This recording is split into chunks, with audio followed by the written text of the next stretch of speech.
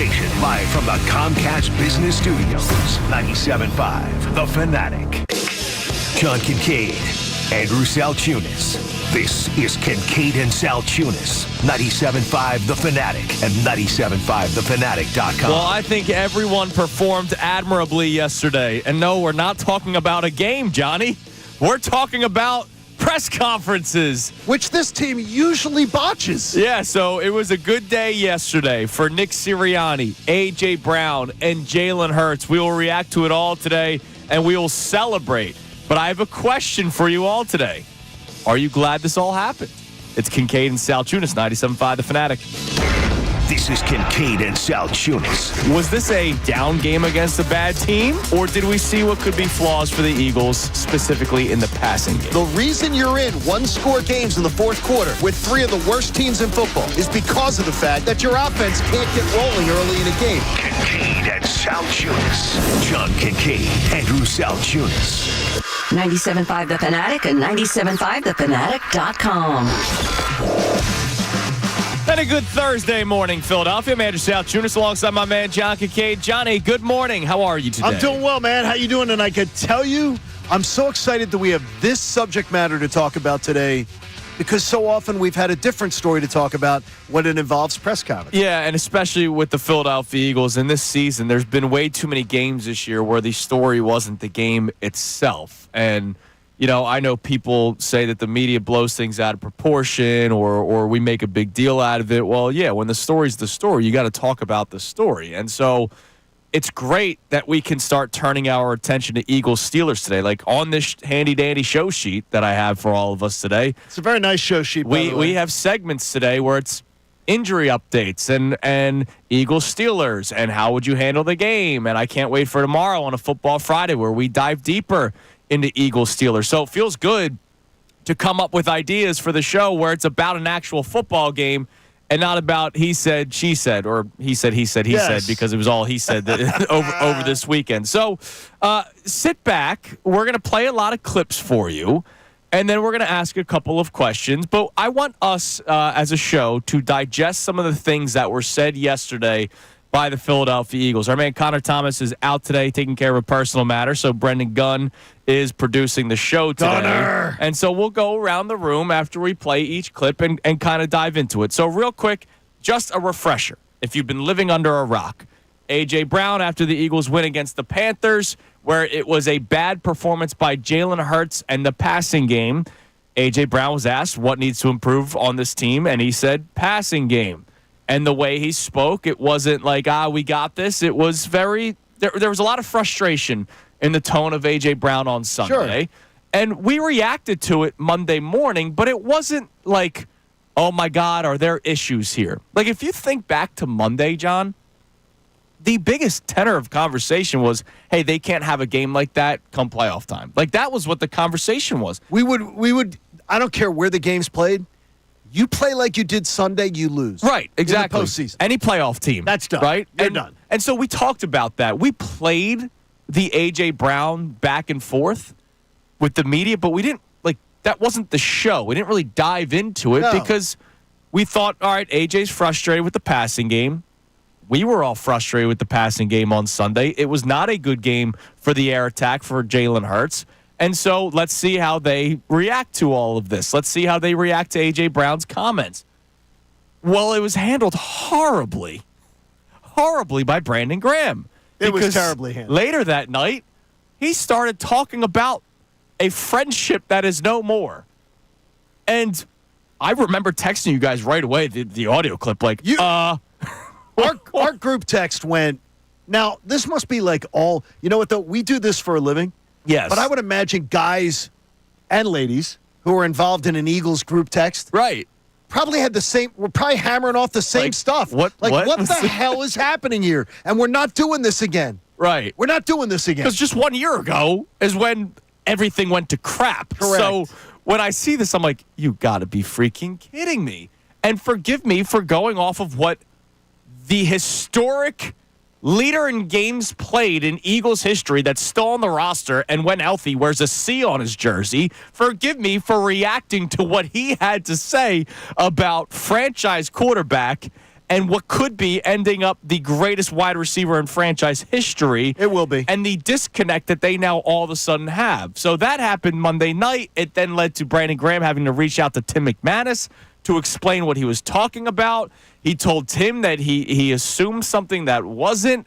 And so that led to an entire day of conversation Tuesday. And then yesterday was kind of the buildup of, all right, they're going to talk today. We didn't really talk much about the comments yesterday. We talked more about, hey, can they win this way? Yes. Where they're throwing the ball as little as they do, and they run the ball as much as they do. Yeah, we stayed away from the drama yesterday and got to the nuts and bolts. But we had to wait for the press conferences, which took place during the Mike Missanelli show and the best show ever. So I caught you up to date.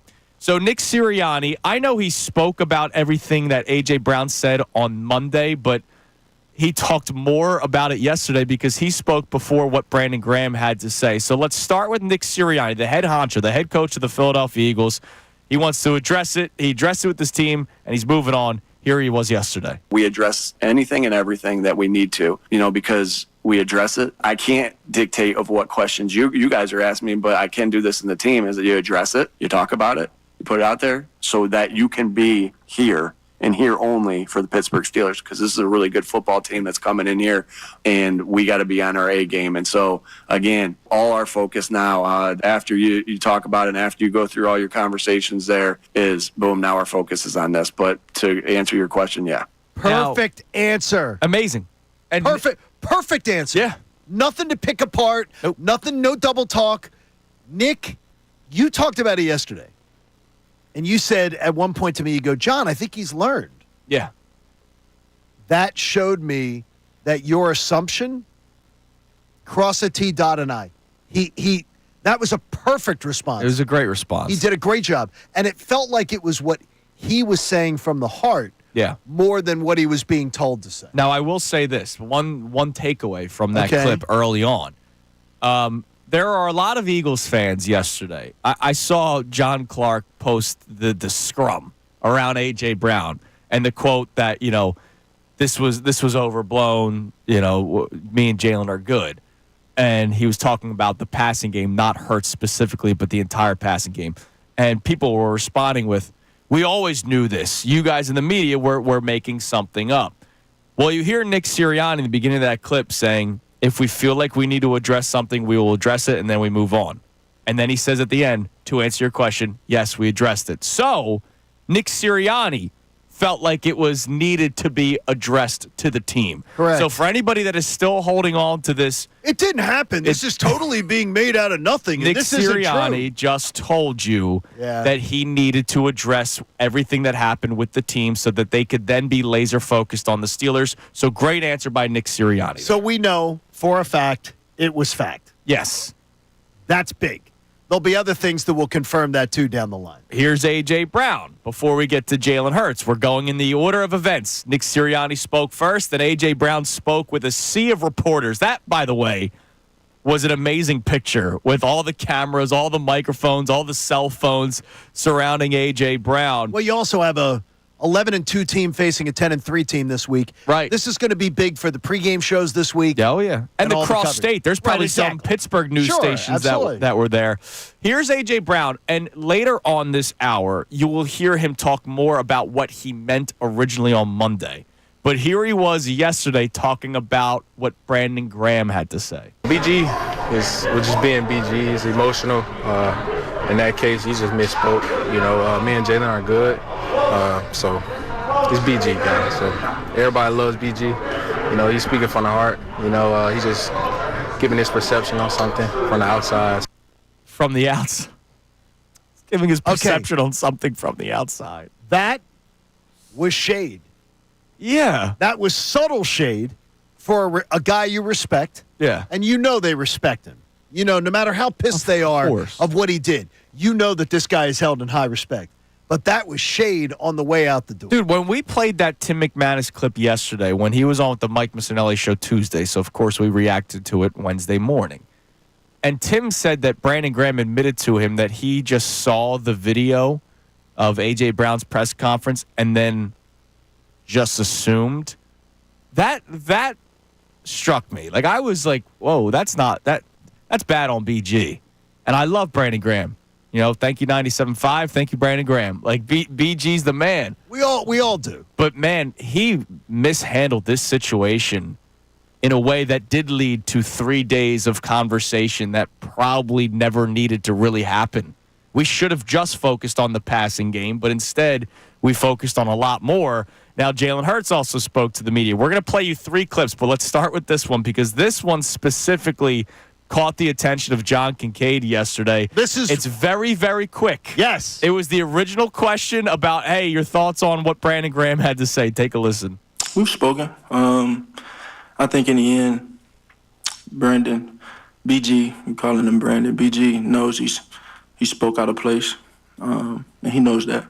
So, I honestly wanted to. I did yell out loud in my house. Yeah. When I heard that, and my wife, who was just a casual sports fan, goes, "Damn, that answer was perfect." And you know what I saw there? I said, Jalen Hurts, that's my leader. Yeah.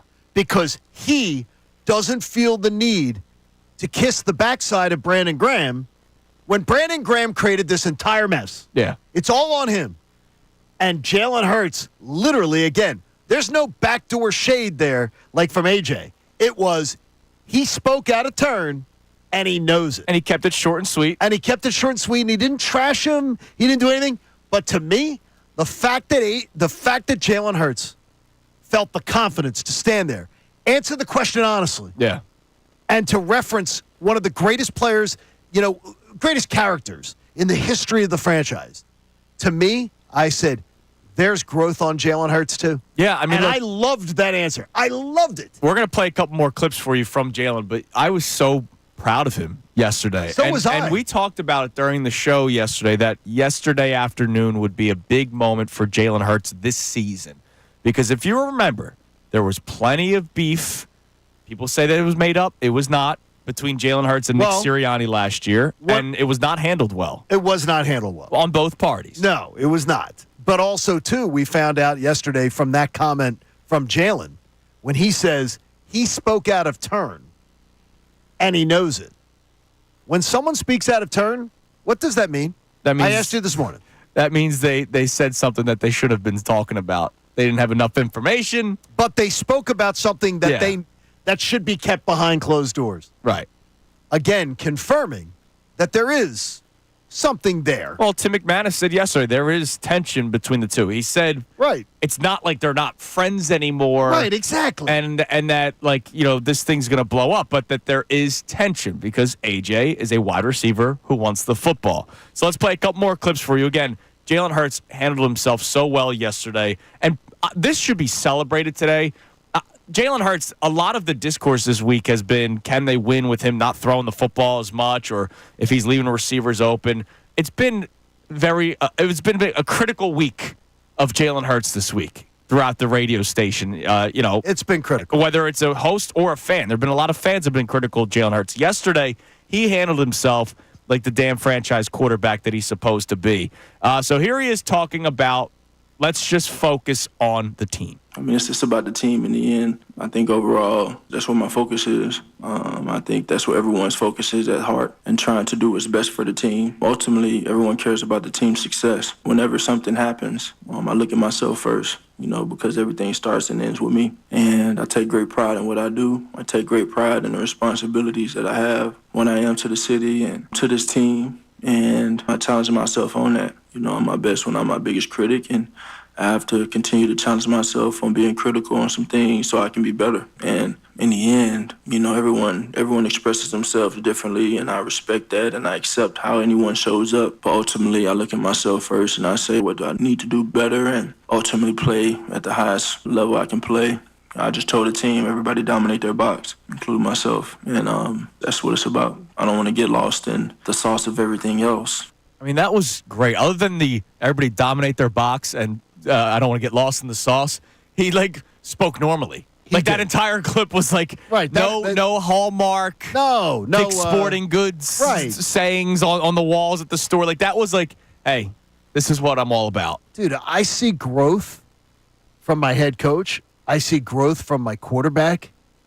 I got to tell you, I'm impressed. Yeah. And it made me say, without any kind of hesitancy, this team absolutely can win it all, and this will not derail a damn thing. And I think that's the biggest takeaway. I just feel good today. And I honestly, when we left yesterday and we're planning today's show and talking about what we're going to talk about, I honestly thought today was going to be a bit of a dumpster fire. Really? You thought? Because of so many times before where we've seen them not address things head on or try to deny that things happen. For everybody who has been tweeting for 3 days, this is the media creating something. Well, we now know. It's confirmed by Sirianni, confirmed by AJ, confirmed by Jalen. So stop with that crap and let's move forward. I'm so impressed with my team today. Yeah, and I'm very impressed that that's where we're sitting today. He's not here today, but Connor was saying yesterday he kind of wanted them to just move on and not really address it. And I remember you and I were like, you have to address this. And he addressed it well. All of them. Sirianni addressed it well. A.J. Brown addressed it well. Jalen Hurts addressed it well. I'm sure there's somebody in their car right now going, you guys don't have any drama to talk about today. You know what? You're right. I love it. We're going to get to talk about... That's a beautiful thing. We're going to get to talk about this team potentially winning a Super Bowl. All right, last one from Jalen before we ask you the question of the day, and we get into some other topics as well. Is there beef between Jalen Hurts and A.J. Brown? Hurts talked about it. You know, sometimes things change as dynamics change, but for him, he knows I had a lot of love for him, just like I got a lot of love for all these guys. And ultimately, you know, he's a guy that's a competitor. You know, he wants to win. He damn sure wants the ball, and he wants to make an impact in the game. And I respect that, you know, and that's just like all of us.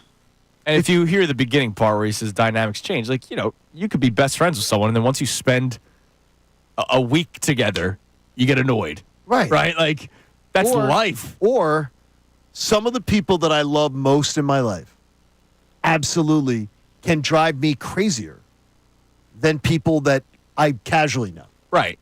So, I mean, you can love somebody, and they can still drive you nuts. Right. When we, I joke all the time. There's just something where by the time marriage in life, driving, my wife as a passenger, we have more conflict. Right. Yeah. We literally we've never argued about money. We've never argued about a lot of the big issues. Never have once. But driving. 23 years. Sitting in a car with my wife, we will literally bicker. Go in that lane. Why didn't you take that parking spot? Whoa. You're going to...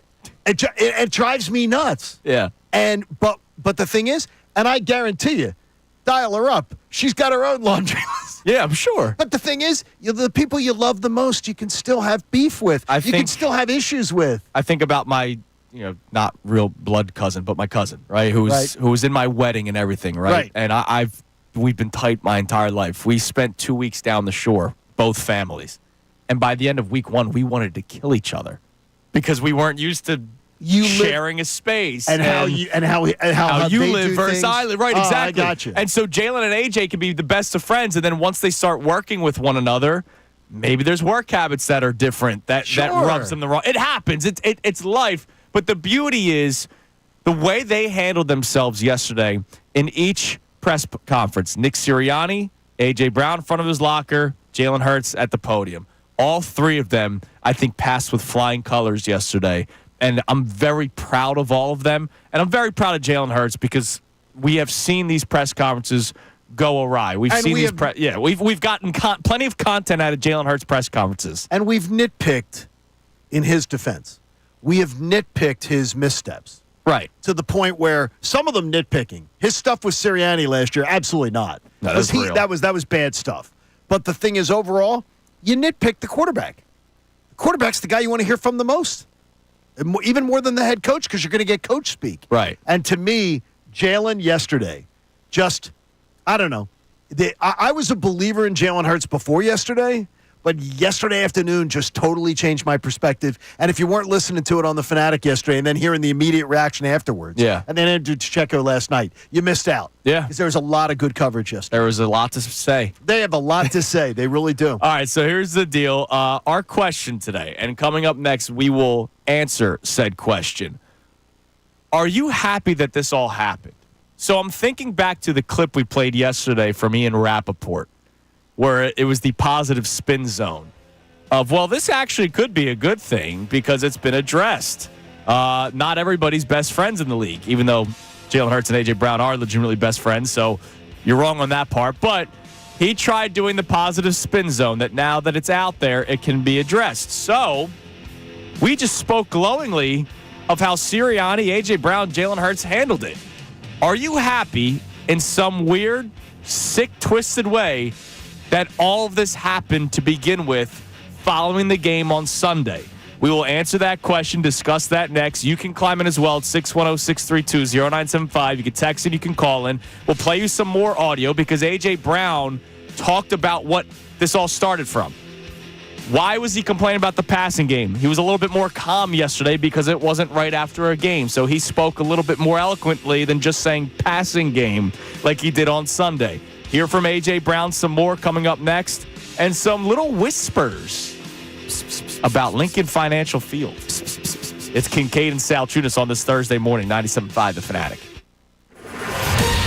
Fanatic Sports Update. Jalen Hurts and A.J. Brown speak. I'm Brendan Gunn, and this update is brought to you by Philly Sports Trips. Join Andrew Salciunas in Clearwater Beach next March for the spring training trip of a lifetime. Go to phillysportstrips.com and place a small deposit to reserve your spot. That's phillysportstrips.com. Yes, yesterday, A.J. Brown and Jalen Hurts addressed the drama that has ensued with the Birds this week. It all started on Sunday with A.J. Brown saying the passing game was an issue. Then it continued with Brandon Graham saying the relationship between Hurts and Brown isn't what it used to be. QB1 spoke to the media yesterday, and he said he still has a lot of love for his wide receiver. You know, sometimes things change as dynamics change, but for him, he knows I have a lot of love for him, just like I got a lot of love for all these guys. And ultimately, he's a guy that's a competitor. You know, he wants to win. He damn sure wants the ball. And he wants to make an impact in the game, and I respect that.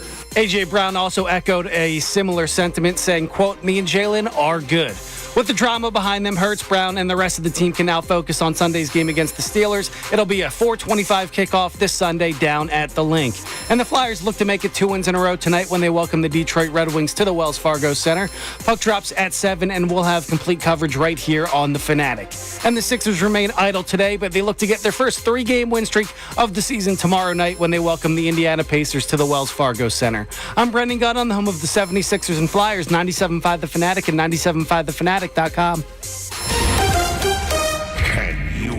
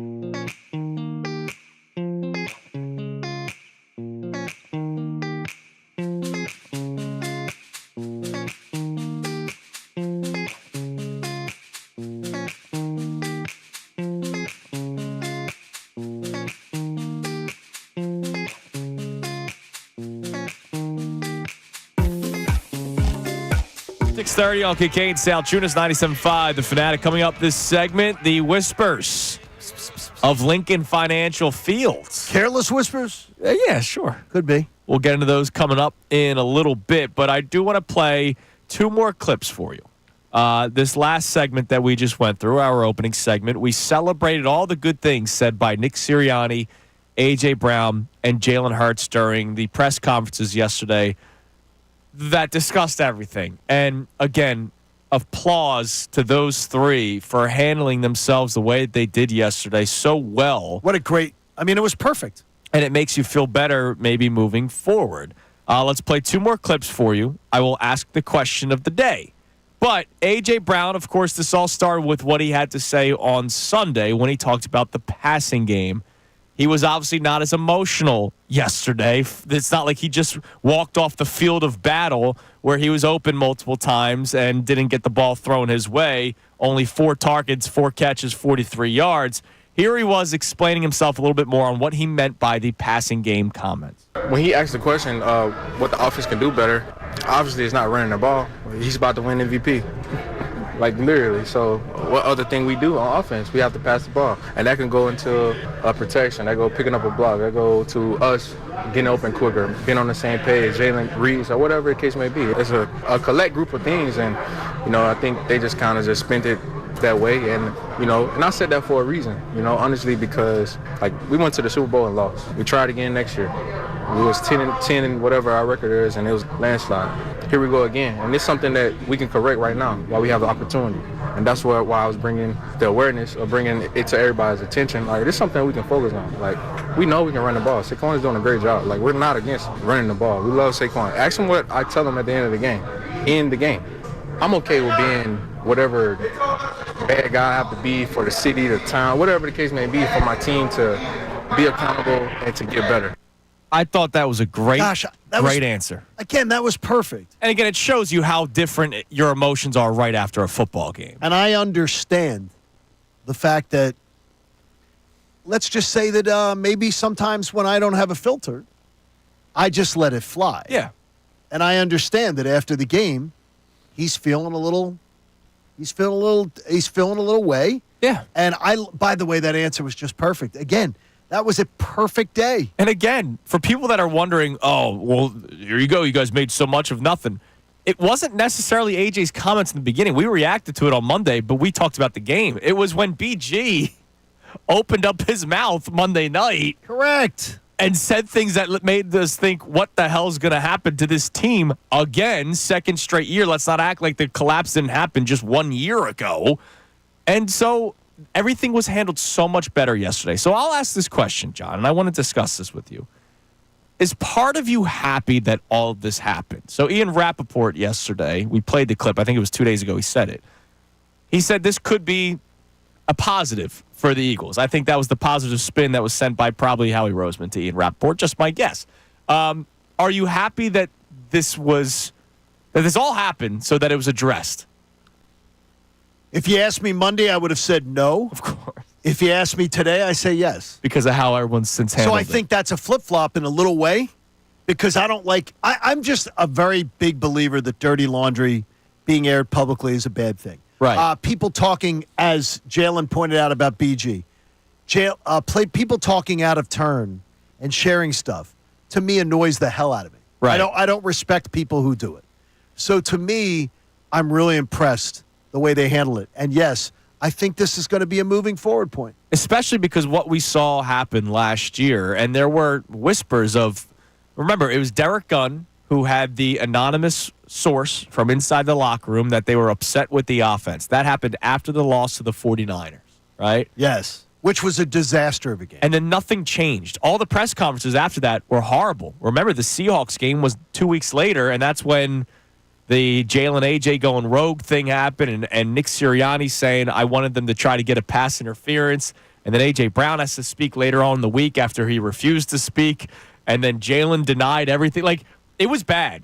Everything that happened last year, from on the field to off the field, was a mess for the Eagles. This past Sunday, it was a mess with the passing game. But everything that has since happened, yeah, there was a little bit more of a mess. BG knocked over a few pickle jars.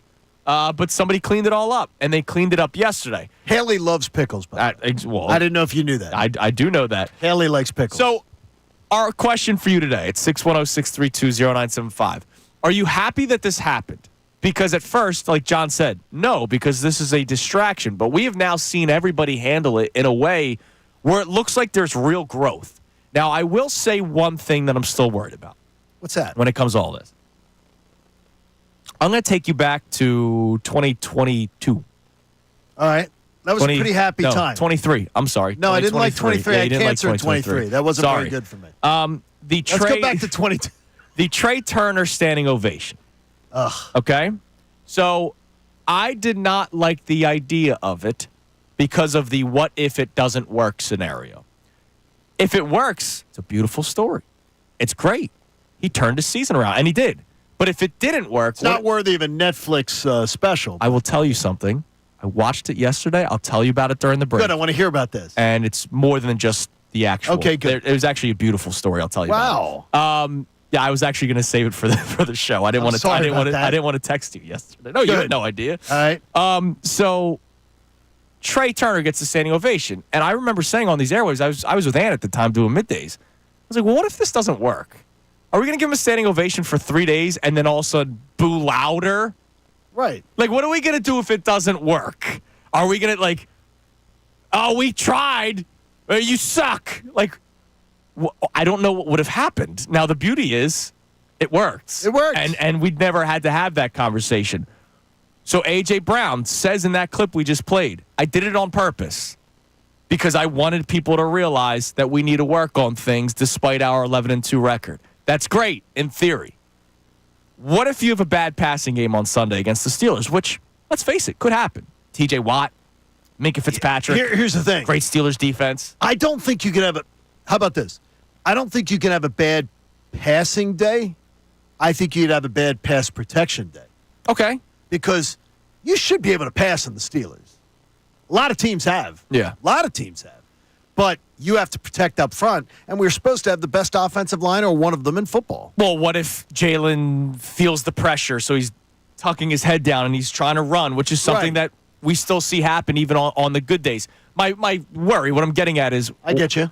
what if they continue to have bad passing days? And A.J. Brown has already voiced his displeasure I don't like your tone. when they've won 9 straight games. No, I'm just trying. I'm just saying, I don't even like you putting it into the universe. Is there a world where A.J. Brown gets his and the passing game doesn't look good, and then A.J. Brown's happy anyway, and he looks like kind of a hypocrite saying that as well? Right, like, oh, I did really well, but now I'm not nobody that else did. anymore. He's never going to do that. I don't think he would either. But he honestly, he terrorized the Pittsburgh Steelers 2 years 3 ago. touchdowns, right? And it was, wasn't it 3 in the first, was it first half? Something like that. I believe it was at least 2 in the first half. For I think sure. it might have been the first 3 That was a possessions. ridiculous game. That was a I sat in no the fourth. stands That was a that no day. fourth quarter game. I sat in the stands that day and was up in the section sort of like where you were last week. Yeah. And God, it was beautiful.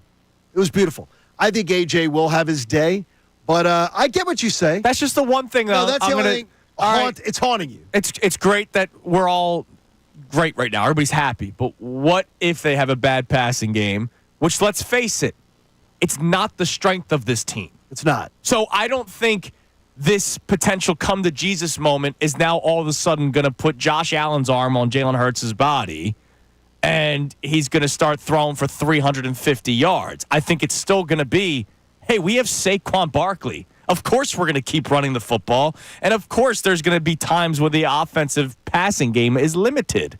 On the flip side, though, what if they do go out there and they have their best passing game of the season? Then everything's that beautiful. makes them 10 times more strong. Then everything's Well, beautiful. if Then you do- everything's beautiful. Think of the messages that you've sent to the league, where especially like the Rams game was a big one. The Ravens game was a huge one. Lamar Jackson, 12 points for all intents and purposes. 12 points at the 2-minute warning, game in hand. I'm telling you right now, you go out and you pass all over the Steelers or you win a decisive game against the Steelers. Look, dudes. GW Fins. Well, no. Then we start making we do Mrs. B's too. Okay. We got to get Mrs. B's. We gotta get Mrs. B's. Duh. Mrs. B's only. Well, you say you like the gumbo and stuff like that. Hell You like, yeah, man. you like Gumbo soups. me up, baby. Okay, well, Mrs. B's, we're going to get you some gumbo. So I got to wait 60 days for that reservation. So it's getting there. Dumbo wants his gumbo, man. There we go. Come on, hashtag. I'll wait till Monday for Mrs. B's, All right, but I think we're going to do that. Good. All right, so our question today at 610-632-0975. Is part of you happy that this all happened? I told you the one thing I will still kind of say I wish this didn't happen was the public nature of it. A.J. Brown saying it was strategic, but what if the passing game doesn't all of a sudden look electric? Because I don't think just comments made will all of a sudden change the passing game. They obviously have to work on it. They have to focus on it. But then that means you're taking a little bit away from the running game, which I believe is still the strength of this football team. That's the one bit of hesitation that I have. But other than that, everybody got an A+ yesterday on how they handled the situation. So does part of you think that this is a good thing for the Eagles at 610-632-0975? And coming up next, could the Eagles have a new stadium? And if they do have a new stadium, what could it look like? We'll tell you some whispers that were going on yesterday that I'm not necessarily thrilled about. It's Kincade and Salciunas, 97.5 The Fanatic. Philadelphia 76ers basketball.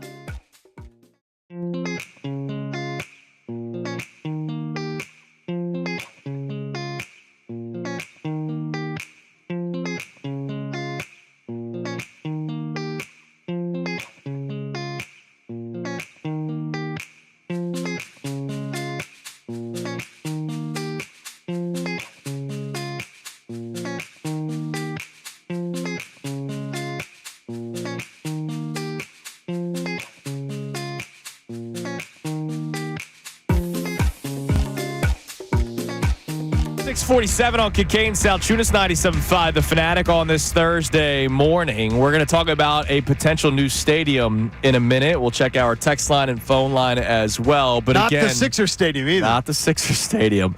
But we're talking a lot about everything that happened yesterday, and we are celebrating what happened yesterday. Our question today, does part of you actually think, wow, this is a good thing for the Eagles that all of this happened throughout this week? You can answer that question at 610-632-0975. But I do want to play one more clip for you that had nothing to necessarily do with anything that happened, but the mentality that this team now has. Here's Jordan Mailata, who's one of the vocal leaders of this football team and is doing a tremendous job at it. Here's Jordan Mailata yesterday when he was asked about everything that happened, and he gave a pretty damn good answer. Jordan, was this addressed in a team meeting today at all? And does it seem like if it was, that this is now over? Yes. We are moving on. It is the Pittsburgh Steelers this week, not the A.J. Brown and Jalen show. It is the Pittsburgh Steelers. That's it. I love that. It's perfect. It's a great answer. I told you earlier, I hate the bingo card analogy, but if you had told me that a year ago that in the departure of Jason Kelce that the most prominent voice on the offensive line would be Jordan Mailata, I didn't see that coming. And he is really comfortable in the role. Yeah, he's doing great. I'm not totally surprised just because he was pretty vocal for the team last year. He sticks up for Jalen a lot. I don't know who else it would have been. Like Lane Johnson never has been that vocal leader. Landon Dickerson is great, but Mailata obviously has some more years on him. And then, Becton learning a new – I wasn't ready. I wasn't expecting it to be Becton. So if it was anybody, it would have been Mailata, but it's – every week, he's like the face of the team behind the podium at times, and he's doing a tremendous job at it. All right, the Eagles made a little bit of a sale yesterday, Johnny. A sell. They sold what? I like this. 8% of their 8%. So what they do is go back to my old life. They take a valuation of it based on the day you want to make the sale. What is it worth? And the franchise. 8% of it is $664. I gave you the number? $654. $654 million. That's a nice payday. Yeah. That's considering a new stadium would probably cost you $2 billion. Yeah. There's a third of it. There's a third of it that they just got in an inflection of cash. And that's the whisper that sale happened yesterday. Again, Jeffrey Lurie still has full control of the Eagles. He still has enough percentage he's that he's going to be he's the owner of the Eagles, majority owner of the Eagles, so he's the guy that makes the decision still. But there's whispers that you make this kind of a sale to try to then lead to something else. And that could be a new stadium, which was talked about a lot yesterday on social media when it wasn't about everything that's going on inside the locker room. And there was talks about building a new stadium that could then host other events. Super Bowls, Final Fours, college football national championship game. Now, which would be odd if you had one of them in Philly, because Philly doesn't really care about college football. No. It's pretty documented. It would also be odd to have these events outside. Yes. They wouldn't be outside. What? These events would be indoors. So the Philadelphia Eagles, the whispers are, if they were to build a new stadium, they would at least have a retractable roof. It wouldn't be a full dome stadium. It would be a retractable roof. And ours wouldn't fall apart like Jerry World. yeah, exactly. And as I haven't shared this on air, but I was told by pretty good sources that the land for this stadium may already be under Eagles control. And that this could be a Julian Lurie project. Oh, he's waiting in the wing. That think of the stadium complex and think of the parcels of land that are available.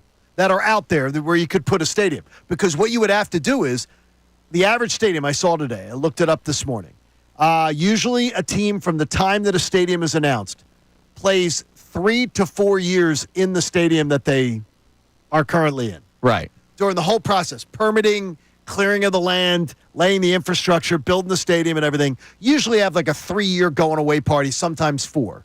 So if that was the case, the link's staying, and you'd have to build the new stadium. My best guess is that Jetro lot area.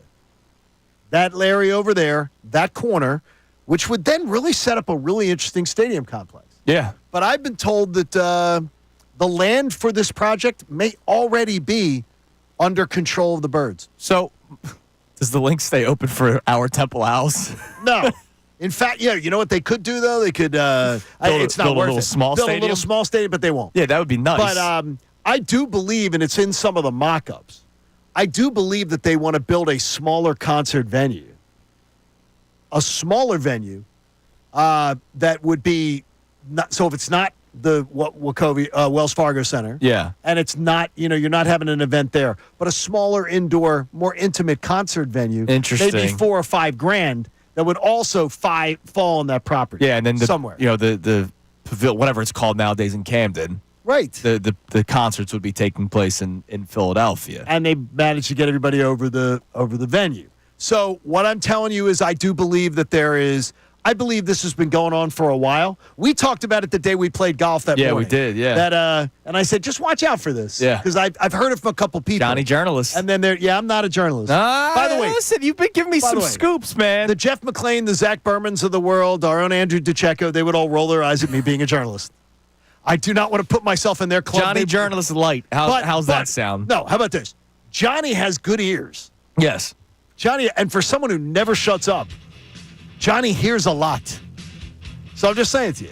You said I it. was not, yes. So, and anything I was allowed to speak to, I spoke to. So here's our second question today, and we'll check the text line and phone line next, I promise. But again, our main topic today, are you happy that all this happened with the Eagles this week?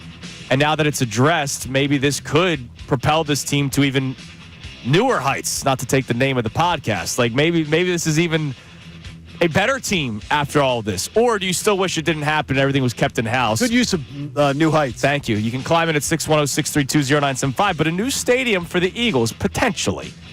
If that were to happen and it became a retractable roof dome stadium, and let's face it, the second there's a whisper of bad weather, that dome is closing. Yeah, the NFL controls it, not the Eagles. There's a policy. Does that take away from the South Philly winter home field advantage? I'm not for it. We'll talk about it more next. It's Kincade Salciunas, 97.5 The Fanatic. Fanatic Sports Update. Addressing the drama. I'm Brandon Gunn, and this update is brought to you by Ashley in Warminster. Meet Randy Quaid from Christmas Vacation and have your free family Christmas photo taken with him and Santa at Ashley Furniture in Warminster. This Saturday at 1 p.m., win prizes and more.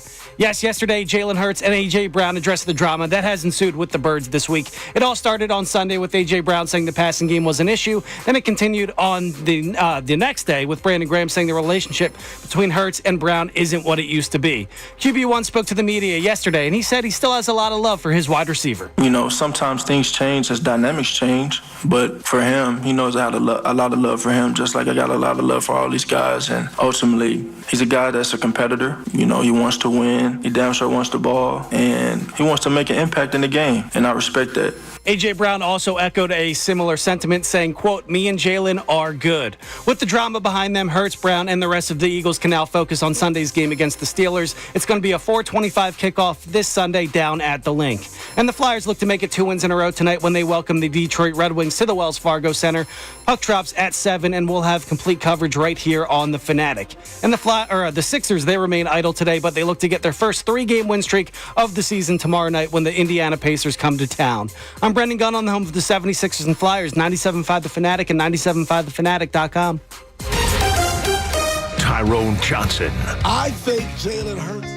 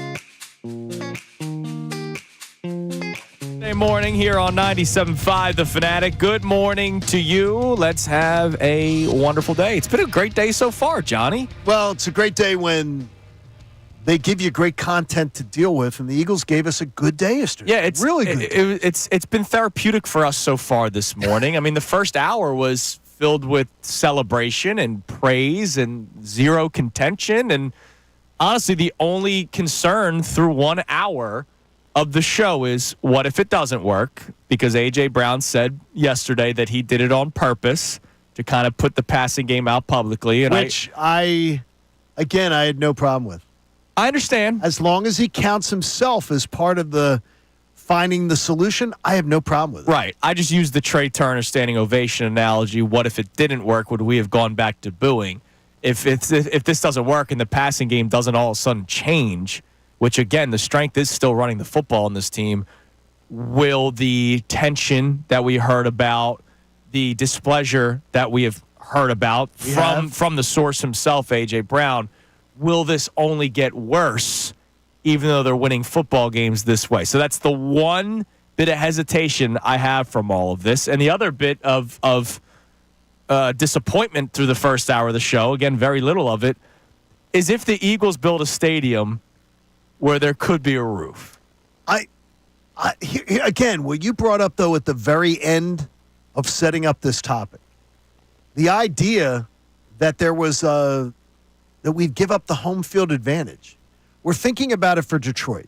Let's say if Detroit gives I'm telling you this, Monday morning, you talked about doing the show shirtless one day.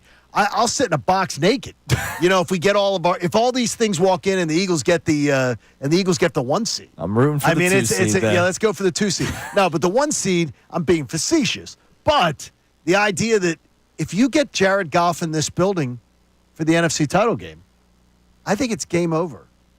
His numbers, he's such a long career that you have tons of data to go off of. Right. He's a completely different quarterback, and the offense is completely different. I absolutely think they have an offense that could travel, but I don't believe they have a quarterback that can travel that well. Now, I would love it, and he's more likely to make a mistake than Jalen Hurts is. If they built like a retractable roof, and so you said it before the break, it's a league decision of when the roof league is decides. open or closed. The Eagles can't decide. So if there's rain in the forecast, they'll close it.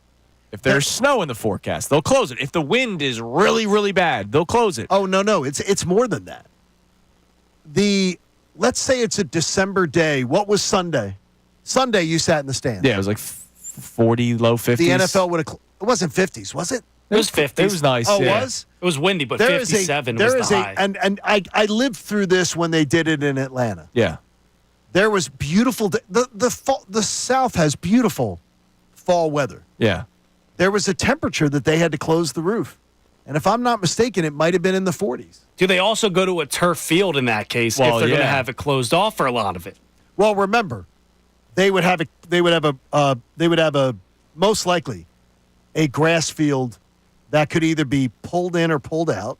Right. Is there room for that? Or yeah, I think there would be. Yeah. There would be. Plus, the way they've done it, like when we were at the Super Bowl a couple years ago, the Super Bowl field is outside. Yeah, they slide it in. And then it goes in that on goes the floor. so well.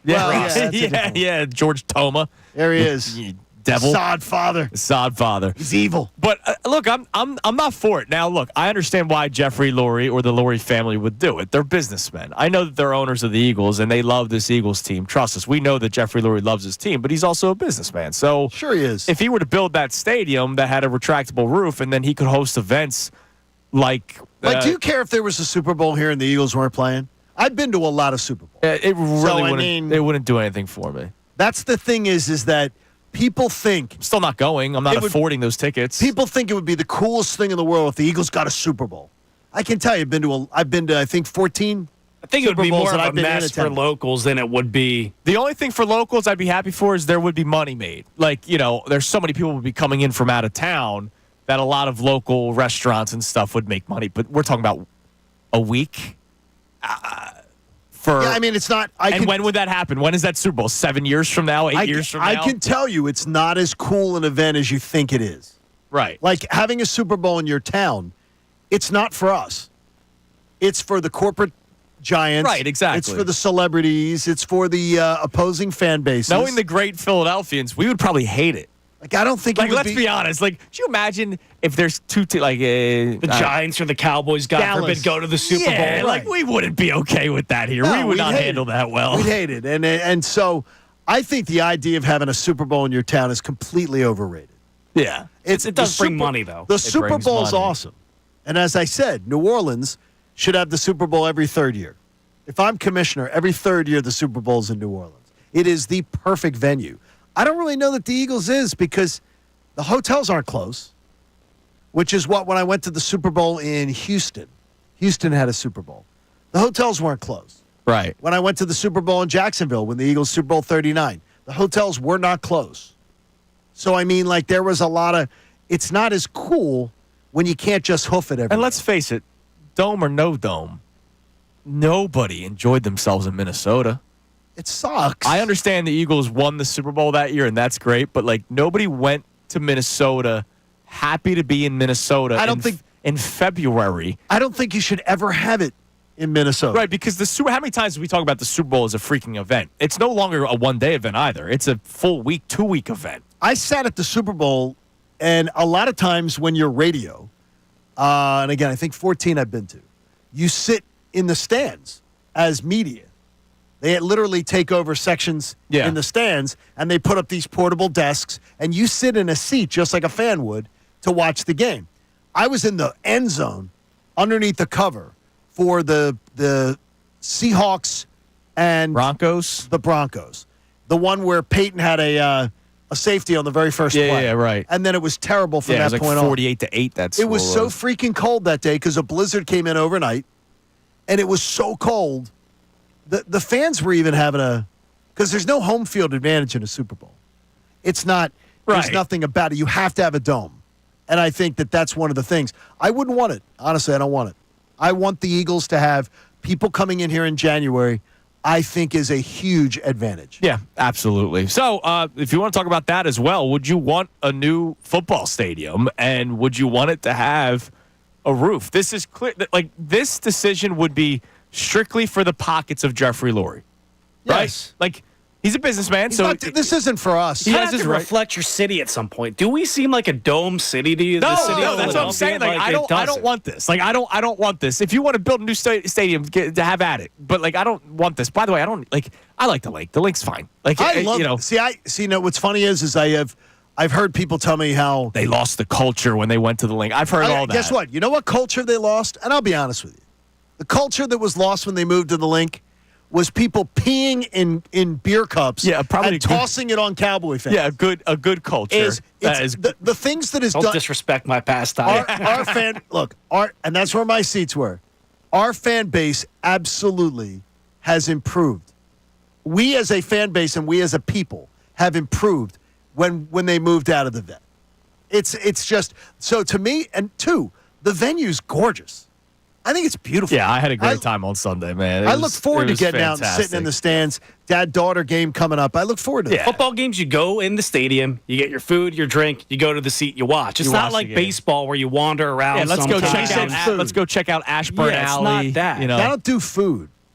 Me neither, but I'm saying some people do. I got baseball, do you get pretzel. something? Yeah. A pretzel. A pretzel would be the most that I would probably get. Yeah, all I had was a pretzel on Sunday. But I got to get it. Day. I heard that we're going to have surf sides. Surf sides? Yeah. Because Liv turns 21. They're delicious, man. And then we're doing our dad-daughter Eagles game. And so she gets to tailgate for the first time. Because she's never had a touch of alcohol in her life. No, she's never drank before. So she's very excited to be That's able to awesome. do that. All right, so let's check our phone line and text line at 610-632-0975. Does part of you have a sick, twisted thought that all of this that happened this week for the Eagles was good? And part of me says yes. I still worry, what if the passing game doesn't all of a sudden become amazing? Will there be more of this? And I don't want that to happen because they were rolling before any of this happened. So do you think that this was all good that took place this week? And the stadium discussion, what would you think if the Eagles built a stadium that had a roof on it? I hate that idea. Let's go to Ben in Orlando. We'll check our text line after that. Ben, you're on 97.5 The Fanatic. Yeah, so thanks for taking my call, guys. You guys are awesome. You got it, Ben. And Thanks for buddy. calling.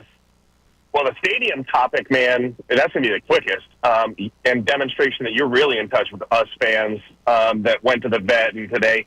So easy point. Whatever you guys said, at least I agree 100%. No new stadium. We're in a good spot. We dropped the bad stuff. We got the good stuff in terms of fanhood. It's a great experience.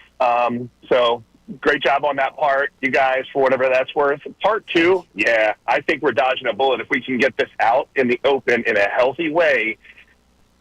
Nobody is voting against Hurts. If what a mature, unbiased fan is trying to say is, if we can get that passing game where A.J. Brown in a mature, healthy way is trying to say we could get it, and hopefully we'll get it, I don't think we just win the Super Bowl. I think dynasty, all right? Because our defense is sick. Our O-line is giving Hurts. Yeah, look, Ben, if Jalen Hurts was playing the way he did in 2022, then yeah. You know what I mean? Like, sure, absolutely. Let's go. But my only concern, and I'll say it again, you're right that this could be a great jumping off point for the Eagles where everything is all of a sudden clicking on Sunday and moving forward, and then we could talk dynasty. But if it doesn't, if Jalen Hurts has another game where he throws for 180 yards because the game plan was to run the football, which they've been doing all year so far, elite, is this going to lead to more, negative talking points coming out of the locker room? So check this out, and thank you. And I'll make one final point in respect that you guys got to get on the You're other the man. stuff. But pre-bye week, we're 2-2, and Hurts is at least in the top 3 in terms of turnovers. Oh, yeah. They go to the bye. We're undefeated, and we're riding Barkley not just because he's magical, but I'm gonna challenge you guys. Are we riding Barkley as if we got a choice to have Hurts light it up more than 2-3 completed passes per quarter? Not just pass game. Go back to the Browns. Go back to all the other games. What did he get, like 15 completed passes against the Rams?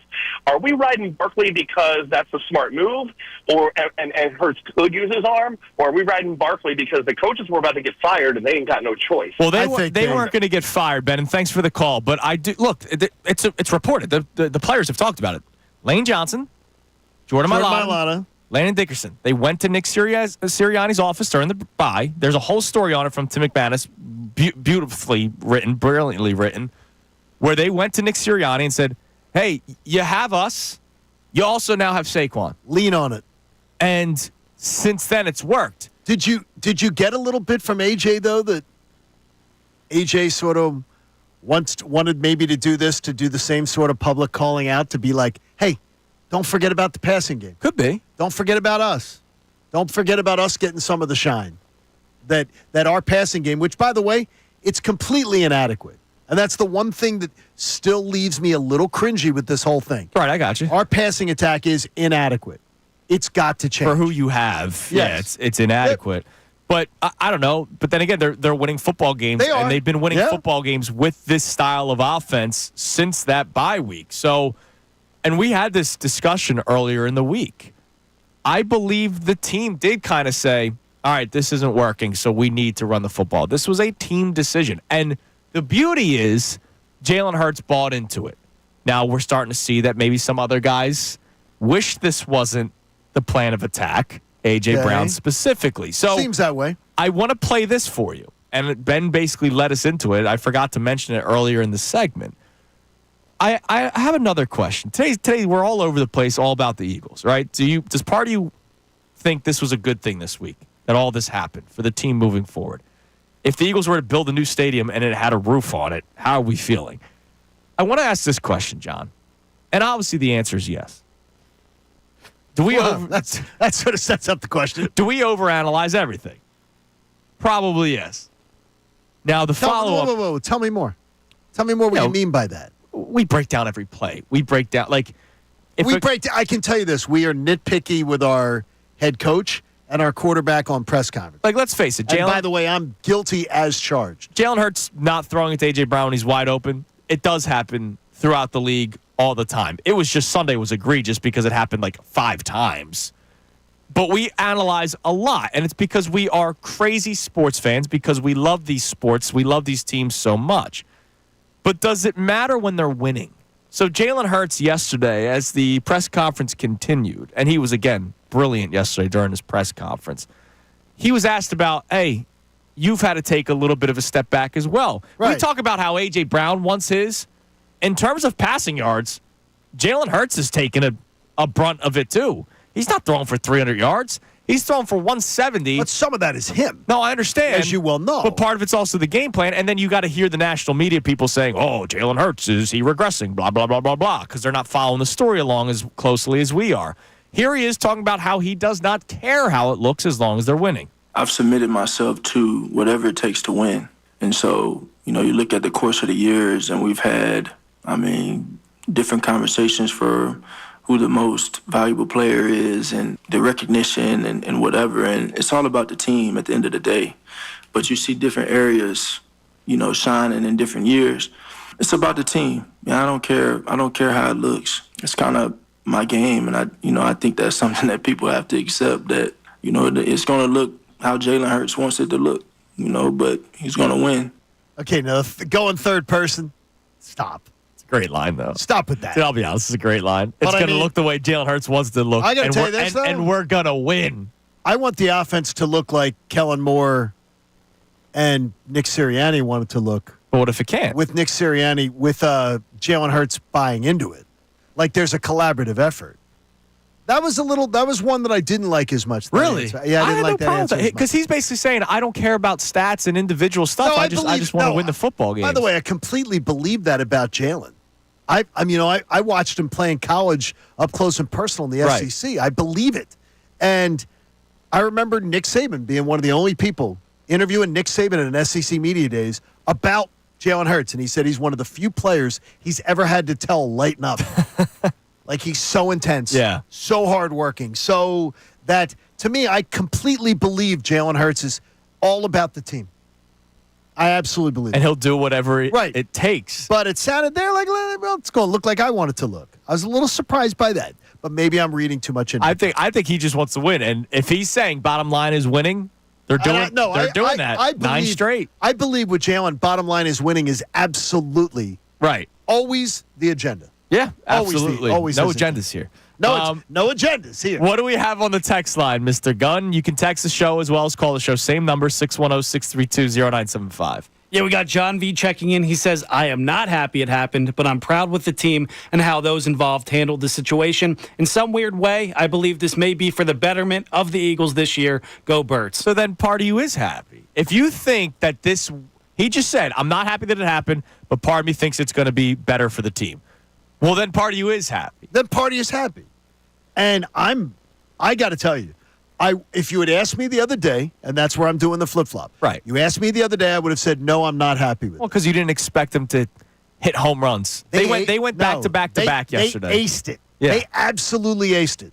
And to me, again, and you said it yesterday, and I rolled my eyes at you. Thank you. You didn't see me. I kept it secret.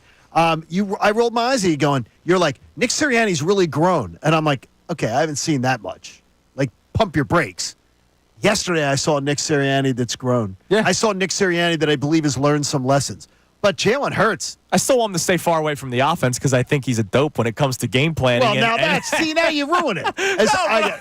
But seriously, I think Nick Sirianni is doing a great job now as the CEO head coach ever since he had his meltdown against the Browns. I think the meeting his boss. Yeah. And his boss probably saying, let's have none of that anymore. And you know what? Anybody, though, who learns from mistakes and reinvents themselves and everything, I give the credit for the reinvention. Just learn from your offensive mistakes. Because I know people have offered me that opportunity, so I think that's great. Absolutely. All right, coming up next, we'll check more from the text line. We've been chit-chatting a lot today because there's a lot going on. There's a lot. And we are happy to be able to move on to Eagles-Steelers, which is why coming up next, we will give you some updates on the injuries. And these should all make you feel better about your Philadelphia Eagles. We'll tell you who's back on the practice field coming up next. It is Kincade and Salciunas on this Thursday morning right here, 97.5 The Fanatic. Fanatic Sports Update. A.J. Brown and Jalen Hurts both speak. I'm Brendan Gunn, and this update is brought to you by Popeyes. It's football season in Philly, so you got to have some grub. Popeyes is just the John for any fan of the birds. We're talking wings, baby. So fly to Popeyes, fly and fill up on wings in 7 delicious flavors.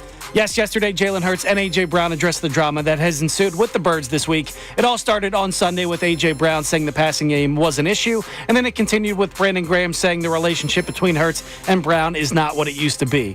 QB1 spoke to the media yesterday, and he says he still has a lot of love for his wide receiver. You know, sometimes things change as dynamics change, but for him, he knows I have a lot of love for him, just like I got a lot of love for all these guys. And ultimately, he's a guy that's a competitor. You know, he wants to win. He damn sure wants the ball, and he wants to make an impact in the game, and I respect that. A.J. Brown also echoed a similar sentiment, saying, quote, "Me and Jalen are good." With the drama behind them, the team can now focus on the Steelers this Sunday. It's a 4:25 kickoff down at the Link. And the Flyers made it 2 wins, or look to make it 2 wins in a row tonight when they welcome the Detroit Red Wings to town. Puck drops at 7, and we'll have complete coverage right here on The Fanatic. The Sixers are idle today, but they look to get their first 3-game win streak of the season tomorrow night against the Indiana Pacers. This update was also brought to you by WorldwideStereo.com.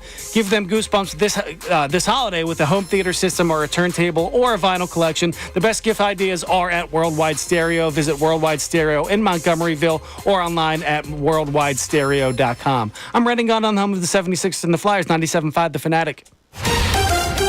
Ricky Vitalico.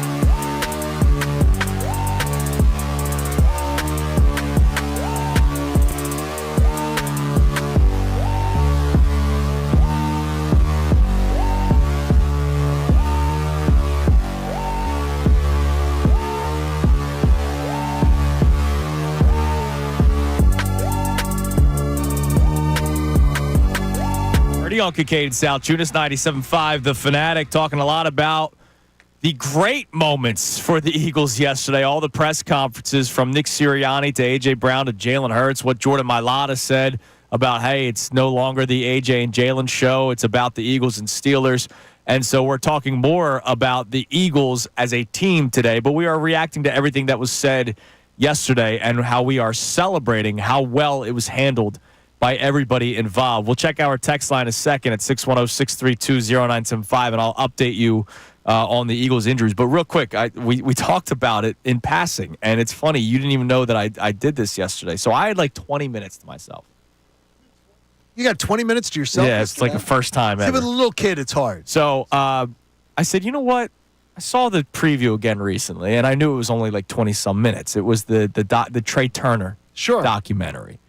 And I had the same reaction as you did when I first heard about it. Like, are we really doing this? Like, he ended up struggling again last year. They took another step back. Sure. You know, why are we doing this? But if you watch it, it's more about John, who is the Philly captain. Sure. Who it was his idea to do this. Good dude. It was more so about his story and the struggles that he has had in his life dealing with depression. See, I didn't realize that was the part of the and a big part of the story. Part of his idea of let's give a standing ovation for Trey Turner is because I would like that kind of support. Everybody kind of needs that support when we're dealing with something mentally.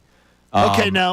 And it was I did not know that. It was impactful. Okay. It was beautiful. If you struggle with any sort of depression, anxiety, it was great to watch. So it wasn't truly as much about the standing ovation. Yeah, it was a part of it. Yeah. Well, then that's a different. Then I absolutely will make the time to see. Yeah, I watched 20 minutes. Yeah, it was only I think 27 minutes. And I can do that. And there's like a lot of like down to like highlights and stuff. So like really it's 20 minutes of John's story and what led to the idea of really doing the standing ovation. See, that's where you learn you made a mistake. Like I absolutely have ignored But I had the same reaction as you did. Like, really, we're doing a documentary on this thing? Remember when you and I both had the same impression of when I loved the 2022 Phillies yearbook. Yes. Like the video yearbook. Right.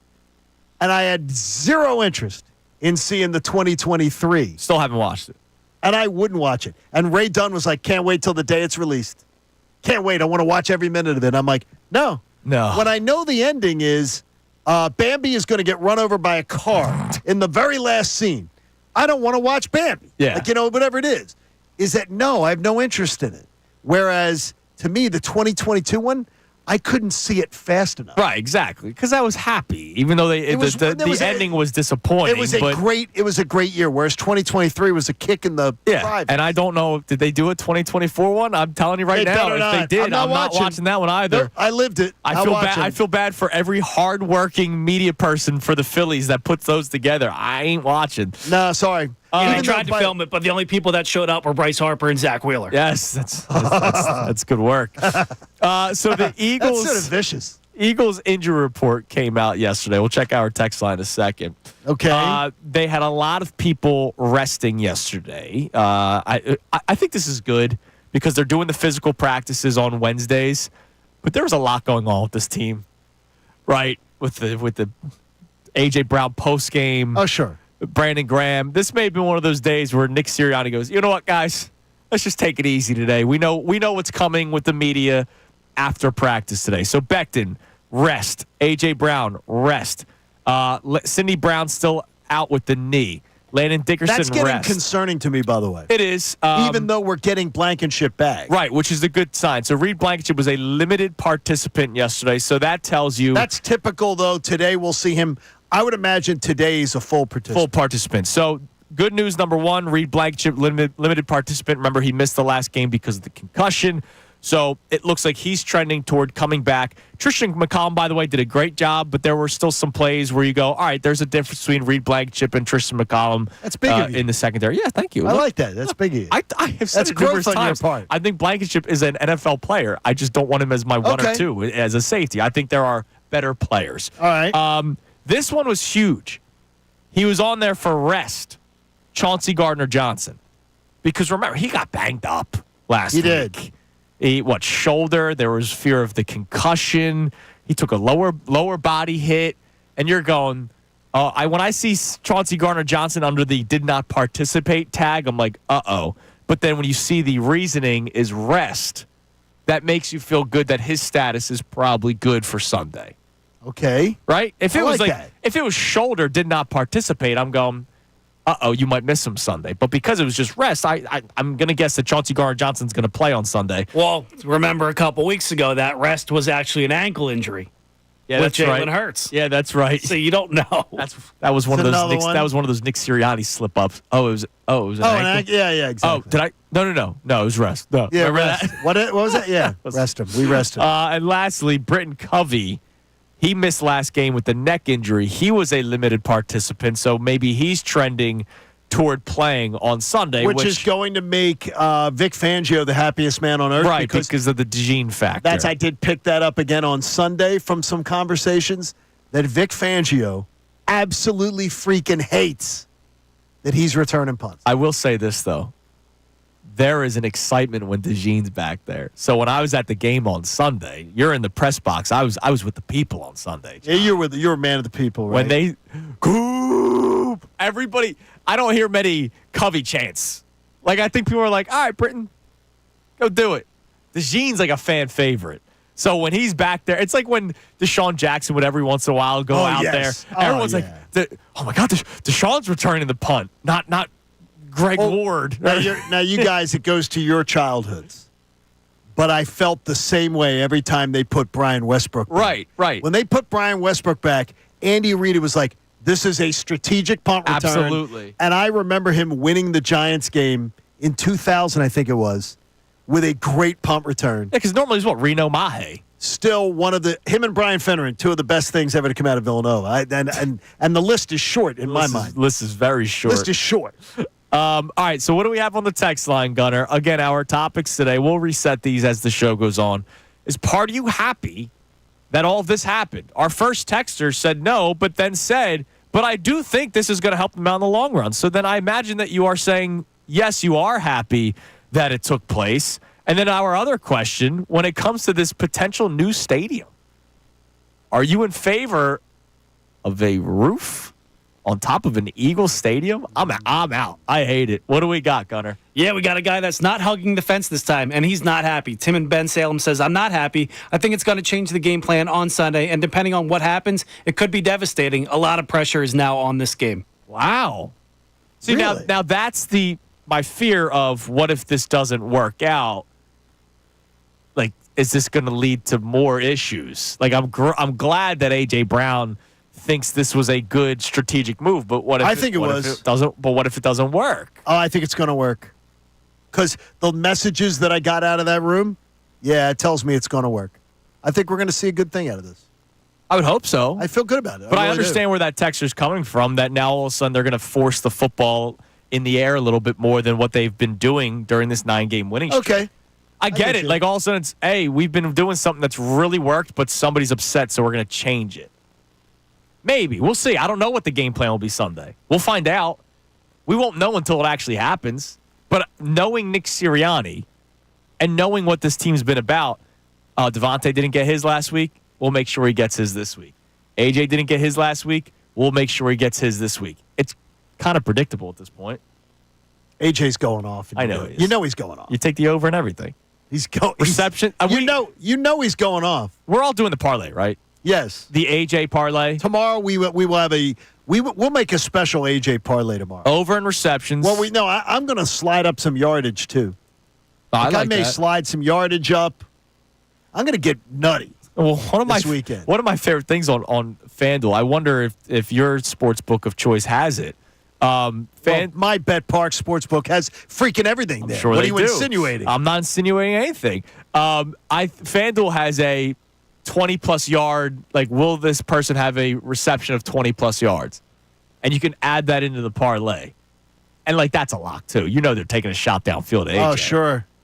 Like, I might be able to find a 5-leg A.J. Brown parlay. What if they just commit to the run game and it's like, here's an end around, AJ?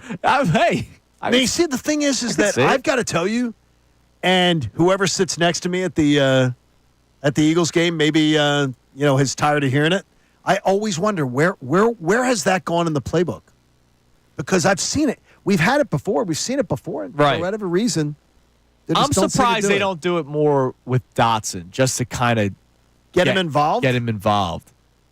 Because let's face it, the Cowboys do it with Turpin, but Turpin's one of the fastest players in the league. Is he actually the fastest, right? I think he is, yeah. He's statistically on the field, yeah. Right, the fastest player on the field. I'm surprised. Like, I don't know if you're going to do it with AJ, even though I'm not saying AJ's slow, but maybe you do it with a guy like Dotson who's quick just to get him going. Right. It's interesting. All right, what else do we have on the text line? Yeah, we got Mike in Phoenixville checking in. He says, I'm happy it didn't turn into anything bigger, but these dudes need to stop making all the drama off the field. Ever since the Eagles won the Super Bowl in 2017, there's been leaks, anonymous sources, nonstop drama. They just need to go out there and win on Sunday. I get it. I get that the drama is exhausting. So coming up next, let's talk about that a little bit. We'll check more text messages, but hold on to that text, Brendan. I want you to read that again coming up next, because we kind of touched on it with Shefty. That it just seems like there's always something. Rob Motti was on with us yesterday. Right. He's at the league meetings in Dallas. I asked him straight up, what do people say about the Eagles that are in the league that aren't with the Eagles? And he gave a good answer about how they think highly of them, but there is always something going on with the Birds. There's always a question. Yeah. Yep. So we'll talk about that more coming up next. It is Kincade and Salciunas on this Thursday morning, 97.5 The Fanatic. Mike Missanelli.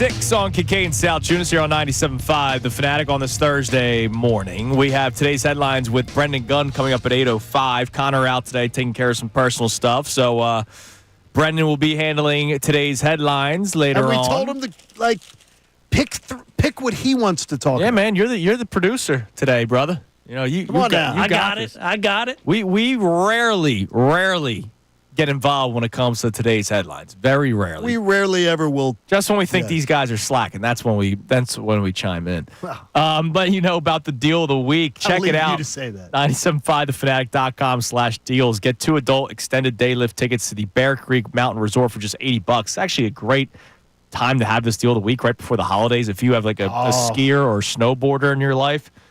2 adult lift tickets for just $80, located in Macungie, PA. Bear Creek Mountain Resort is the ultimate destination for skiing and snowboarding, featuring breathtaking views and thrilling trails for all skill levels. All right, 2 things. One, and then the second one will be the text message that we read last segment. 1, it is officially, John, to much of your chagrin, Quinyanamo Bay. Okay. Because that's the one. But the thing is, though, that's what it was supposed to be. That's where I told Connor back in the time. It's supposed to be Quinyon. So I'm sorry. I thought you were. No, it's not to be. He said it has to be Quintanamo. Oh, I'm sorry. No, I had it mixed up. I said Quinyanamo. I had it mixed up. So My they apologies. did it the right way, and that's awesome. Yeah. By the way, did you check Andrew DiCecco's picture of Nick Sirianni modeling the shirt? No. Go to Andrew DiCecco's feed. I know he had the sweatshirt on. Yes, but Andrew DiCecco took a picture of Nick Sirianni on his social media feed. If you can pull it up in your Twitter. It's like the weirdest picture of Nick Sirianni. If Nick Sirianni sees today, if he sees Andrew DiCecco, he may throat punch him. He's going to say, you know what? You don't have any access. It looks like he's saying, "Hi, guys. He looks good. Look at my sweatshirt. He looks good. Yes. He's just modeling, man. It's like he's coming in like one of the backup dancers on a Broadway show. He's posing, man. He looks fabulous. He's fabulous. Come on, does. Man. He looks great. All right, read that text one more time, Gunner, that we got right at the end of last segment, and I want to discuss this a little bit further. Yeah, it was Mike in Phoenixville. He said, I'm happy it didn't turn into anything bigger, but these dudes need to stop with all the drama. The Eagles have had nonstop drama since the Super Bowl. All these leaks, all these anonymous sources, these guys just need to go out there and win on Sunday. It's gone before the Super Bowl, too. Like, if you think about it, and I do believe this is, you can speak to this more, John. I mean, you were in another market for a while. There's drama with every team in the NFL. There's drama everywhere. There's a lot of egos. There's a lot of divas. You know where the drama was? It was funny is being in another market for 20 years. Yeah.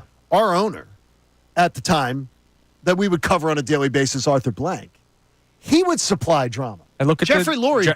Jeffrey Lurie's like just nothing but great. Right. Look at Jerry Jones. You know, they supply the drama. He supplies it. Right. There's drama around every single team. Right. It's just a matter of who's supplying it. And to me, it used to piss me off that I'd be like, why is the owner creating drama? Right, exactly. Why is that? Like, let the players be the players. Let them. And so if you just like go back, I'm not going to go back 10 years, but if you just go back 6 years, I mean, the whole Wentz fiasco post Foles, and if you hear more and more of these stories, Darren Sproles has been talking about it a lot, that there was a physical altercation between him and Wentz, where Sproles had to be separated from Wentz because Wentz was saying, like, Wentz was upset that they were winning. Correct. And then that leads to the drama moving forward. And people said to me, I learned a lot about that, and I know Joe Santoliquito did a lot of good reporting on it and got ripped for it. That, like, to me, I look at it and say, taken out of context, some of it, I can almost understand the comments, but not in its entirety. No, not in its entirety. Dude, you gotta shut up. Yeah. You gotta shut up. If you said, man, can you believe they're winning? Like, that's different. But no, he was like, man, oh my God. Can you believe these guys are winning? Like, he was upset that they won. He was basically upset that they won the Super Bowl. Like, it was insane. It's unbelievable. And then that leads to Doug Peterson getting fired down the road, and that's drama. Like, there is a lot of drama that surrounds this Eagles team. Is it more so than other teams? Probably not. Like every team. Obviously, the Cowboys are a walking dramatic TV show. So are the Giants at this point with everything that came out of Hard Knocks. But it has been difficult in terms of drama with the Eagles. There really has been. Has it taken away from the main thing for the most part, though? I mean, they've continued to win with all this drama for the most part. Not win big, right? But they've missed the playoffs here and there. They've never gone on a stretch where it's out 3-4 years in a row. Our entire lifetime. Our entire lifetime, we've never seen dark days. That's why you're spoiled brats. Yes, we are, and I don't run from that. You, Connor, Gunner, Haley, you're all spoiled, rotten little brats. Yeah, I love it. Oh, I think it's great. I like being a spoiled brat. because I've enjoyed it. I just think to myself, when I was your age, I had seen such little success.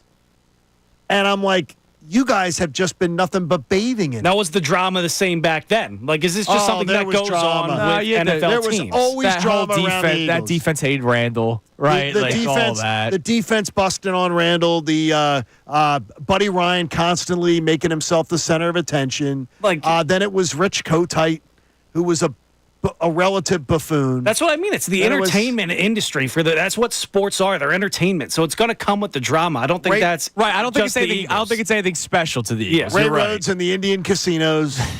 It was like there was always I don't think it's stuff special going to on. the Eagles, but to that Texas point, it's like, man, ever since they lost that Super Bowl, there's always been, it seems like something, or we're waiting for something, and we got it this past weekend. But everybody has handled it perfectly as this week has continued, which is why we're asking the question today, does part of you think this is a good thing? The Texans have been more so no. I'm surprised. Like, I thought we'd have more people saying they're going to rally together after this. We've gotten more negative pushback when it comes to this question. We have gotten that a little bit. And you know what it did do? The one thing, though? It took one story off the front page. You know what it is? We were I guarantee you, when your pop and you got in the car on Sunday, or Gunner, when you left your party wherever you were watching the game, I guarantee you this was on your mind as a major story, and it's not been talked about. They clinched the playoffs. Nope. The passing game was bad. Yeah, DeJean didn't look the best. Nope. Like, you're gonna when I say this, you're gonna Jake go, Elliott stinks. Oh yeah, it's totally taken the Jake Elliott problem, and yes, I say problem, off the front page. And I can tell you there was only one lie detected yesterday when Nick Sirianni goes, I have great faith in Jake Elliott. Oh, why didn't you use him? BS. Oh, the wind. BS. It was windy, John. You didn't have great faith. It was windy. That, to me, Jake Elliott has gotten the best free pass from all of this. And maybe that was BG's plan all along. Well, let's see what happens on Sunday. If there's a chance to kick a field goal, do they go to him? Yeah, exactly. Coming up next, quick reset of the show. We have today's headlines with Brendan Gunn at 8:05. And then after a headlines, we've done a lot of chit-chat today.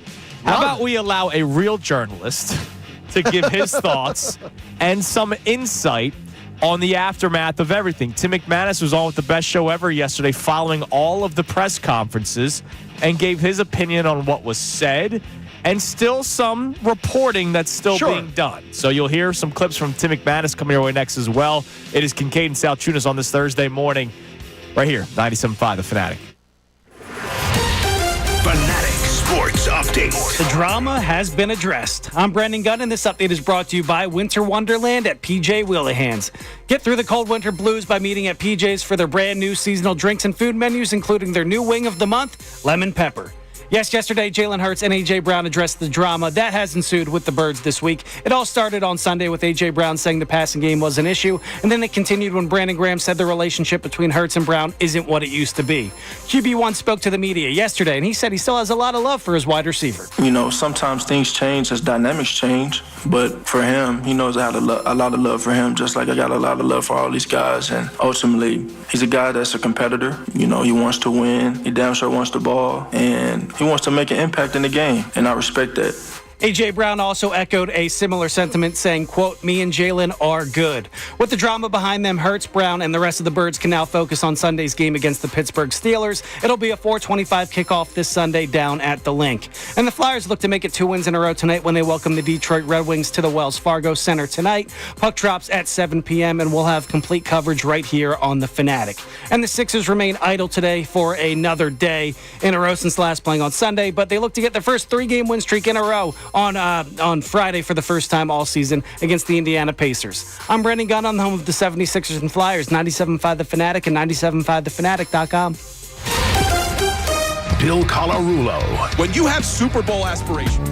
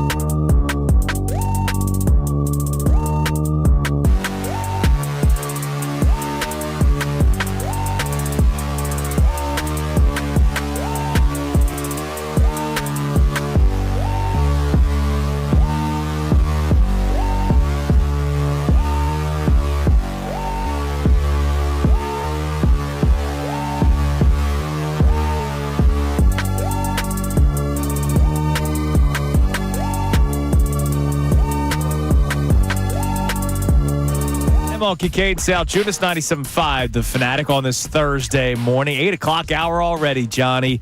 We have today's headlines with our man Brendan Gunn coming up at 8:05. And a quick programming note. Normally at 9 o'clock on Thursdays, our man Kevin Agandi would join us, but he's going to be joining us tomorrow like he did last What's he doing? week. Is he like the slacking off or what? I texted him. I texted him yesterday. He told me he was busy. By the way, so I forgot to tell you this morning because I was ill last night, and thankfully I'm not ill this morning. No go on TB. TB12 passed on joining us. Tom Brady passed on joining us. Just like he didn't want to shake Nick Foles' hand. But, silver lining, we may get to talk to his partner tomorrow, who will call the game. So we'll get into that. I love Kevin. Kevin's amazing. I've known Kevin Burkhardt forever. I knew him from when he was the Mets sideline reporter. Oh, really? Like he was like Taryn Hatcher. Yeah. On the Mets broadcast. He was the only thing I've ever liked about the New York Mets.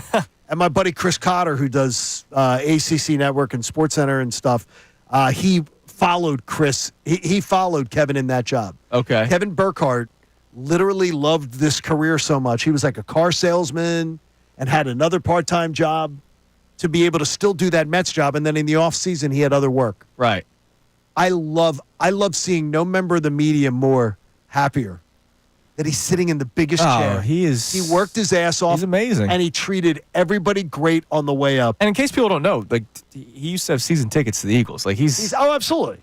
And he never lets that. No, he doesn't. But he talks about it. He's not afraid to talk about it. No, he's not afraid to talk about it. That's public information. But he doesn't sound it. But I can tell you, deep down, one of the best people you will ever meet in the broadcast industry. Yeah, he's a really Hands nice down. guy. Really nice guy. All right, so here's what we've talked about today. Send in your text messages at 610-632-0975. Is part of you happy that everything happened this week? Do you think this could be some uplifting moment for an Eagles team that were winners of 9 straight games? I don't know how much uplifting. How much more uplifting can we get? How much uplifting they need. By the way, this will be the biggest winning streak in franchise history. If they win on Sunday, 10 games. That's incredible. That is incredible. After the 2-2 start, it's incredible. It is. It absolutely is. I mean, how this season has turned around, it's just unfortunate that we kind of got back to drama this week after the comments made by A.J. Brown, but even more damning, the comments made by BG, which I'm still shocked by it. Like, that was such a bad move by a veteran, and I'm not afraid. I love BG, but like, dude, that was such a dumb thing to do. But the thing is, we've all been there. Yes. So we all raise our hands and say at times we've done that. The one thing I try not to do, though, is speak out of school. And that's where you got Jalen said it yesterday. Yeah, let's play that clip one more time, Gunner. It was cut 12. It's where I knew that Jalen Hurts has turned a corner. As the leader of the franchise, as the leader in the locker room, as everything, when he made this comment. We've spoken. I think in the end, Brandon, BG, we're calling him Brandon, BG knows he spoke out of place, and he knows that. So, I heard that answer. My wife goes, damn. I loved that answer. Yeah. Because it was, let me make it clear. None of this crap should be going on around a team. And I don't like it. Yeah. And I'm not pleased with it. But we love Brandon Graham. They didn't take shots at him. But this stuff can't happen around a football team that's supposed to be united, going places. And I said to myself at that point, that Jalen Hurts had no problem calling out Brandon Graham publicly. And I thought, that's it. That's it, Jalen. That's what you do. You're the leader. That's what you do. And I think he was also saying it's behind us now. Yeah. You know what I think is fair to say? What's that? Brandon Graham is now number 2 on the BG Power Rankings. It's time now for today's headlines with Brendan Gunn, our new number 1. Today's headlines with Connor. What's up? We're having such a good show. What's up, B? I am the number 1 in town. He's the new BG because Brandon Graham, like CT. He's our man Connor. We love you, Connor. I did get the game-winning strip sack in my Turkey Bowl back in 2005 for the people out there. There you go. So I am a Super Bowl hero in some way. You're the new BG in Philly for now. At least 1 week. One week probation Not for Brandon me, but Graham. I love you, BG. I'll gladly put him back on the top of that pedestal coming up. But a couple weeks ago in college football, it was rivalry weekend, of course. So there was a lot of flag planting, notably going on at Ohio Stadium with Michigan. We found Jason Avant at the center of it trying to run away with the flag. But apparently that's going to be no more because Ohio State Representative Josh Williams said yesterday on Twitter, I am proud to introduce the OHIO Sportsman Act to make flag planting at midfield a felony in the state of Ohio. Behavior that incites riots and brawls and puts law enforcement and officers in danger has no place on the football field. What was it called? The what? OHIO Sportsmanship Act. Why don't we name it the Baby Back Wow, we're going to be in complete disagreement on this. Oh, come on. Complete It's a part of college football, first off, no, it's not. It's a part of modern college football. Okay. It's a part of look at me, look at me, look at me college football. This crap didn't go on consistently like it's going on now. Don't be an old getting a huddle back in my day. You cannot control crowds. You cannot control. This stuff brings on police action, brawls, innocent people getting hurt. You can't have it. No, I think it's stupid. I think the punishment should be to the players who start whining once they go out on the flag on the field with the flag. I don't think the flag should be punished. I think it should be the retaliation that should be punished. No, keep your flag for your campus. That's BS. Absolute BS. This new rule is BS. No, I'm gonna fight it. No, you're not gonna fight it. Can you imagine the team captain in jail with the mugshot and it just says flag planting? He's got the flag. Violated the flag in the photo. At least it's only in Ohio. Yeah, You know, Temple, when they upset the school, the Blinds, they'll plant the flag there. That's terrible. Well, no one will be able to see it. So, I mean, come on, man. All right, go Owls. Moving on to our baseball team. Yesterday, another big fish got traded for. Garrett Crochet from the White Sox. He's gone. Of course, they were never really in on Juan Soto. The one guy you've heard that maybe could move and shake up things was Alec Boehm. Well, that was until Rob Thompson appeared on MLB Network the other day, and this is what he had to say about a potential Boehm trade. He's really improved so much, and I know the rumors are flying all over the place. We're not shopping him, but people are approaching us on him, so you got to listen. But this guy has improved so much, not just physically, but mentally over the course of the year. First off, mentally, the guy just had a fit on the field. Mentally? Are they going to run it back, though? It seems that way. They might add, pieces. I honestly, I have to hold my tongue because I'm so pissed off. I am just every player that they've been linked to or people have wanted. Obviously, the Juan Soto thing was never real. It's not going the way of the Phillies. And when I hear Rob Thompson talking yesterday, that was for one reason only. Nobody wants this guy, and we did try to shop him. So now we got to try to do the PR thing. Castellanos part 2. Yeah. I don't believe it for a second that the Phillies aren't shopping Alec Boehm. Right. Not for no, but what I'm second. thinking is I think these teams that they thought they were going to trade him to don't necessarily want. I mean, the White Sox, there was a report that straight up came out of Chicago that they lost interest in Alec Boehm because they looked up the second half numbers and probably did some digging as to why he got benched in a playoff game. And they're probably like, yeah, we don't want this guy around. And so now that teams might not want him, Rob Thompson has to speak to the media saying, oh, we were never shopping him, to try to save face if he does come back to the Phillies. Or it's a ploy to be like, no, we want to keep him, and then you hope that you get something in return. That was a strategic plant by the Phillies yesterday. I don't believe. Too late, by the way. I don't believe Rob at all. No, neither do I. Captain Hook does not get my vote on that one. You can't say he's improved mentally when you literally benched him because of a temper tantrum in a playoff game. The last time we saw him, he was screaming at the first base umpire when he still had to go back to the plate. Well, then again, I understood why. Anyway. That was a horrible call by the umpire. It was awful. It wouldn't have changed anything, but that was a horrible call. No. Well, we got more important things going on right now in the city of Philadelphia, and that's our question of the day, so I'll replay it for everybody out there, and then I'll give my little quick thoughts on it. Our question for you today, it's 610-632-0975. Are you happy that this happened? And, of course, you guys are talking, are you happy this whole A.J. Brown, Jalen Hurts thing, are you happy that happened? And I'll say I am happy it happened with the caveat that they have to go out there and win on Sunday. Because if they go out there and win on Sunday after all this is the adversity that they couldn't overcome last year. Yeah, we had some minor adversities early in the season. Saquon Barkley dropped, Nick Sirianni yelling at the fans, but they were coming after wins and all that. They go out there and win on Sunday. I think this proves to everybody from the team last year that they can overcome it. And, yeah, you can squeak by with not so great wins, but you go out there and beat a Steelers team right after that. This is what they couldn't do last year against the Seahawks. This is what they couldn't do. We could learn a lot Sunday. They're going to be fine. We could learn a lot Sunday, but we could learn one or two things. It's either they are tight and they're fine, tight group, they'll overcome this, or, again, my one bit of hesitation from going, this was a great week for the Eagles, is the thought that this Eagles passing offense is not going to all of a sudden be the greatest show on turf. It's still going to be the Saquon show. AJ might have a big game against Pittsburgh, at least we're hoping, especially if we all have our parlays for it. But if he doesn't, if it's another look at Jalen Hurts' last couple of weeks. All right, let me pull up his stats from the last couple of weeks. Right, 108 yards against the Panthers, 118 against the Ravens, 179 against the Rams. By the way, Ravens-Rams games were both big games where we celebrated the play of Jalen Hurts and that Eagles offense. If he goes out against Pittsburgh and throws for 162, did that change how A.J. Brown feels? Well, did A.J. Brown get 7 catches for 150 yards? No, did A.J. Brown get 103 yards on 7 catches with the touchdown? Right. It does.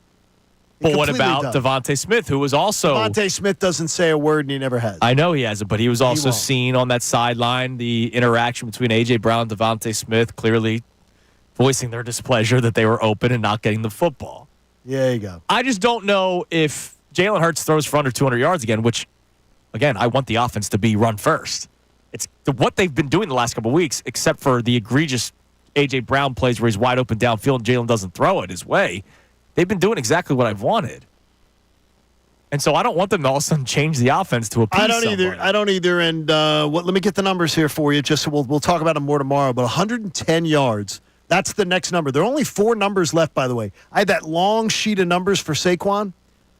110 yards is for 2,000 total yards. So if he has 110 combined yards on Sunday, Saquon gets his 2,000. It's amazing. 261 rushing yards is going to place him, which you would think he could get in the next 2 weeks. Yeah. Gets him into the crack in the top 10 of all time. 377 yards is what he needs for 2,000. Right. So we're going to know, I think we're going to know at the end of Sunday's game whether 2,000 yards is a thing, because unless the Bills beat the Lions, I don't believe the last game against the Giants is going to mean jack. Right. And I believe if they think they're going to be the 2 seed, the Eagles are going to use that as the bye week. And I'm kind of in favor of that. I'm fine with it, especially after A.J. Brown last year got hurt in a meaningless Week 18 game against the Giants and then wasn't available for the playoff game. Yeah. So to me, we're going to know Sunday. If the Lions beat the Bills, no matter what the Eagles do, the Lions beat the Bills, the dream of the 1 seed is probably over. Because those were the 2 games we were thinking they would lose, Green Bay or the Bills. Right. Is there a world where that may be, I don't want to say better, obviously getting the 1 seed's better, but if you're trying to work out this passing game and you're trying to win the 1 seed at the same time, you're going to still heavy run offense. So if you can go out there and try to work on the passing game because you know the 2 seed's automatically given to you, you can try some new things out. You can try some things because the 2 seed's going to be locked up maybe as soon as this weekend. I mean, Commanders lose, Eagles win. You're going to be the 2 seed. So that's going to be it. So then you'd be sitting there going, well, I got 3 games to do whatever I want to do. To really, you'll be sitting there saying, I can do whatever. 3 games. You'll have 3 games to say I can do whatever I want to do. Yeah, we can work on some which things is in wild. game. Yeah. Honestly, as long as, if the Eagles win Sunday, they already know they got 3 games to do whatever they want to do. Right. Because it's in the bag. All right, so yesterday, after everyone spoke, Sirianni, A.J. Brown, Jalen Hurts, beautifully. It was a brilliant day for the Eagles yesterday. Tim McManus joined the best show ever yesterday to talk about everything that was said inside the locker room, and he is still doing some reporting. So listen to these clips that we're going to play for you because it's him telling the story of everything that was going on while also reporting on what is going on. Here's the first clip where he's talking about the headline out of all of this is that Brown and Hurts are good. But take a listen closely to some of the things he has to say. The headline being me and Jalen are good. That's what everybody wanted to know. Is there something deeper that Brandon Graham was alluding to that could possibly derail this season? And what both A.J. Brown and Hurts said was that there's nothing to see here. And Brown said that what he said post-game was intentional. He wanted to bring light to this because, they have been to the Super Bowl and they have had a good start to the season in 2023. And he didn't want a here we go again type thing to happen. So he decided to bring attention to it in that way post-game. He did it. He brought a lot of attention to it, and even more came out of it. But, yeah, I would say the headline from those guys is just basically trying to, brush away the fact of, we're not beefing, everything's fine. So the headline, everything's fine, but he did straight up say there was more to it. Yes, there was more. And Nick Sirianni pretty much told us that there was more. Which is why I said we addressed it. Right. And the fact that Jalen Hurts, watch his words carefully, that he says that Brandon Graham spoke out of turn. Yeah. The expression spoke out of turn means sharing of information that you weren't supposed to share, that you were supposed to keep confidential. That means something's there. But the only thing is, you could love your brother. You could love your best friend. And as you said, like, you can also want to kill them half the time. Right, but exactly. That person, you love them. And I think that's what you're dealing with here, is that maybe they don't want to spend as much time with each other away from the facility as they might have at one time. Right. Maybe they're just different cats. But overall, hey. Yeah, they're good. It's good. They're good. Here's Tim McManus talking about how the passing game still needs to improve. They got to fix that because if it continues to sort of clunk along or not go up to like it sort of did last week, or not go up to the standards that they're hoping for, then you're going to have a frustrated A.J. Brown and a frustrated Devontae Smith, and this team's not going to be able to reach where it wants to go. Did you hear how he answered that? They got to fix that. Yeah. He said it so, like, they got to fix that. Yeah, and he said that if they don't, you're going to have a frustrated A.J. Brown, And which is why I go back to my point of I think everybody handled this brilliantly yesterday. Yes. But my one concern, if it doesn't all of a sudden look better on Sunday, which I'm not expecting it to, is this going to lead to more? I am expecting it to. I know you are. That's where we go a little different. And that's fine. I also expected a blowout over the Panthers. So take my words for what they're worth as an NFL analyst. But yes, I believe if there is a devoted effort for look, they schemed A.J. Brown wide open on the first play for a touchdown. That Donovan McNabb throws to T.O. for a touchdown, and the roof, which isn't on the building, comes off the building. To me, that's where the opportunity is. I think it's going to be pretty wild. I sure hope so. Last one for you. More on needing to improve the passing game, but also making sure you handle the running game well. I don't think that they've been running it too much because it's been the recipe that has worked for this team. I think what it is that we're starting to look at this team with a more critical eye now because they've gotten past the point of like, all right, can they get their stuff together and be a decent team, or are they going to collapse like last year? Okay, they've answered that question. And now it starts to become like, as they're flirting with the number one seed of like, can they be a Super Bowl winner? So the bar keeps lifting up, and we start analyzing it from a higher place and from a different perspective. Of now it's like, all right, if they want to get there, the passing game has to. So I don't think they've been running too much, but I do feel like, especially if they get into a part where like they're locked into the number 2 seed and those games, for all intents and purposes, like maybe don't matter as much, start working on the passing game more in game, I think would be a pretty good idea. So I think they do need more time on task. I do think it's an important area to focus on. And look, that's what you guys were just saying. If there's time, if it's the 2 seed and they're not going to get the 1 seed, you can work on some things in these games before the playoffs. But I just keep going back to it. If it doesn't all of a sudden look better, what is the reaction going to be from the players that were outspoken to begin with? So you just heard that last clip from Tim. What we're going to do coming up next, this is a discussion that we kind of had a few weeks ago. My buddy Jack. What's up, Jack? Who was in cruise control, remember? Yes, he was. He said, I know I can close my eyes today and wake up on January 26th and the Eagles will be playing the Lions. I just don't know where. So you heard Tim say we're at a point now we can start looking at the team a little bit more critically because you want to make sure you're good for the playoffs. I want to ask the audience that at 610-632-0975. We'll discuss it as well. Are you at a point where you're looking at the Eagles more critically because you're trying to look at any little thing that could help or hurt the Eagles' chances of winning a Super Bowl? Or are you in cruise control still where it's like, hey, they're winning football games, I don't care? Because there are a lot of Eagles fans that if you leave the building on Sunday like we did, they were just happy they won. I look at things a little bit differently sometimes going, yeah, you do. Yeah, they won, but. So are you looking at them more critically now that the big picture is clear, or are you just happy that they're winning games? It's Kincade and Salciunas, 97.5 The Fanatic. Fanatic Sports News Update. Hurts and Brown are all good. I'm Brandon Gunn, and this update is brought to you by PayPal. Get exclusive cashback offers in the app and with the PayPal debit card. Stack 5% more in your chosen monthly category up to $1,000 in purchases. Don't just pay, PayPal. Yes, yesterday, Jalen Hurts and A.J. Brown addressed the drama that has ensued with the Birds this week. It all started on Sunday with A.J. Brown saying the passing game was an issue, and then it continued with Brandon Graham saying the relationship between Hurts and Brown is not what it used to be. Well, QB1 spoke to the media yesterday, and he said he still has a lot of love for wide receiver 1. You know, sometimes things change as dynamics change, but for him, he knows I had a lot of love for him, just like I got a lot of love for all these guys, and ultimately, he's a guy that's a competitor. You know, he wants to win. He damn sure wants the ball, and he wants to make an impact in the game, and I respect that. A.J. Brown also echoed a similar sentiment, saying, quote, me and Jalen are good.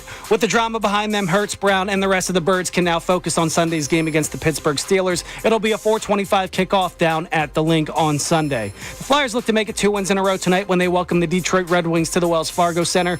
Puck drops at 7, and we'll have complete coverage right here on The Fanatic. And the Sixers remain idle for yet another day, but they look to win 3 games in a row for the first time all season tomorrow night when the Indiana Pacers come to town. I'm Brendan Gunn on the home of the 76ers and Flyers, 97.5 The Fanatic and 97.5thefanatic.com.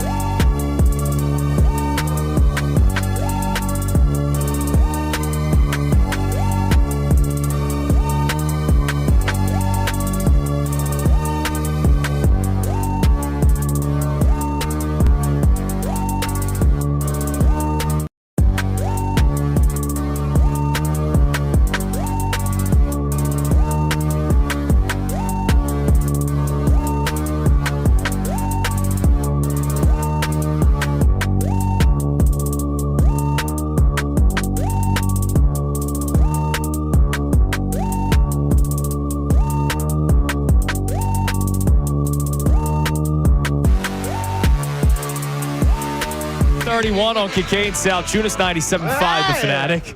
All right, we're going to get back to our texts and our calls momentarily. What the hell is that, a dying cat? That's what it sounds like on this rejoin. My God. Anyways. Gunner's going to come up with some new ones, I think. Do me a favor, Gunner. Let's play that final Tim McManus clip that we played in the last segment.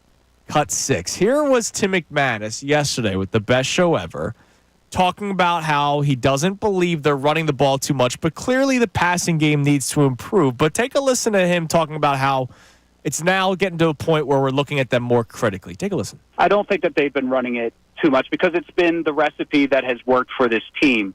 I think what it is that we're starting to look at this team with a more critical eye now because they've gotten past the point of like, all right, can they get their stuff together and be a decent team, or are they going to collapse like last year? Okay, they've answered that question. And now it starts to become like, as they're flirting with the number 1 seed of like, you know, can they be a Super Bowl winner? So the bar keeps lifting up, and we start analyzing it from a higher place and from a different perspective. Of now it's like, all right, if they want to get there, the passing game has to. So I don't think they've been running too much, but I do feel like, especially if they get into a part where like they're locked into the number 2 seed and those games, for all intents and purposes, like maybe don't matter as much. You know, start working on the passing game more in game, I think would be a pretty good idea. So I think they do need more time on task. I do think it's an important area to focus on. John, are people looking? Go ahead. You no, I mean, are we going to be? We're saying it right here, though, right? I mean, we are early on. We'll get into this more when it actually means something. We're fine if Week 18 means nothing. Correct. If you got the 2 seed locked down, I do not want to see them keep. I don't want to look. If Saquon is 100 yards away from records, nope. Sorry, dude. Don't want to see it. Don't want to see it. Not after last year with A.J. Brown. No. Nope. I literally we just went through it. If A.J. Brown played in that Tampa Bay game, they might have still lost. But I know it wouldn't have been like it was. And I know, how about this? I believe that there is not a chance that Saquon would have a problem with it. No, I don't think so either. Because he wants to win a Super Bowl. He wants to win. He's talked about it over and over again. So if you found yourself, John, now it's different for us because we have to talk about this team 5, sometimes 6 days a week. It's fun, right? Isn't it? Yeah. And we can't just wave pom-poms. We also point out things that are critical. We talk about the top stories. That's why this week we haven't been talking Eagles-Steelers. We've been talking what's going on inside the Eagles locker room because Brandon Graham spoke out and said nonsense. But we've been talking about this team going to the NFC Championship game since before the season started. You knew the date, so you were even further than I kept was. telling you, and it's funny is that you don't know how many people. I wish I'd saved all the emails. Yeah, that were mocking me during the summer. I'm sure they did. And remember, we were the beacon of light during the summer. There was a lot of people going into this season like down on the Eagles. Sure. And we were talking about, I thought they were just going to contend for it. You were straight up said they will be in the NFC Championship game. That's as far as I was willing to go. Right, and I think they're going to be one of the 4 best teams in the NFL. Yeah.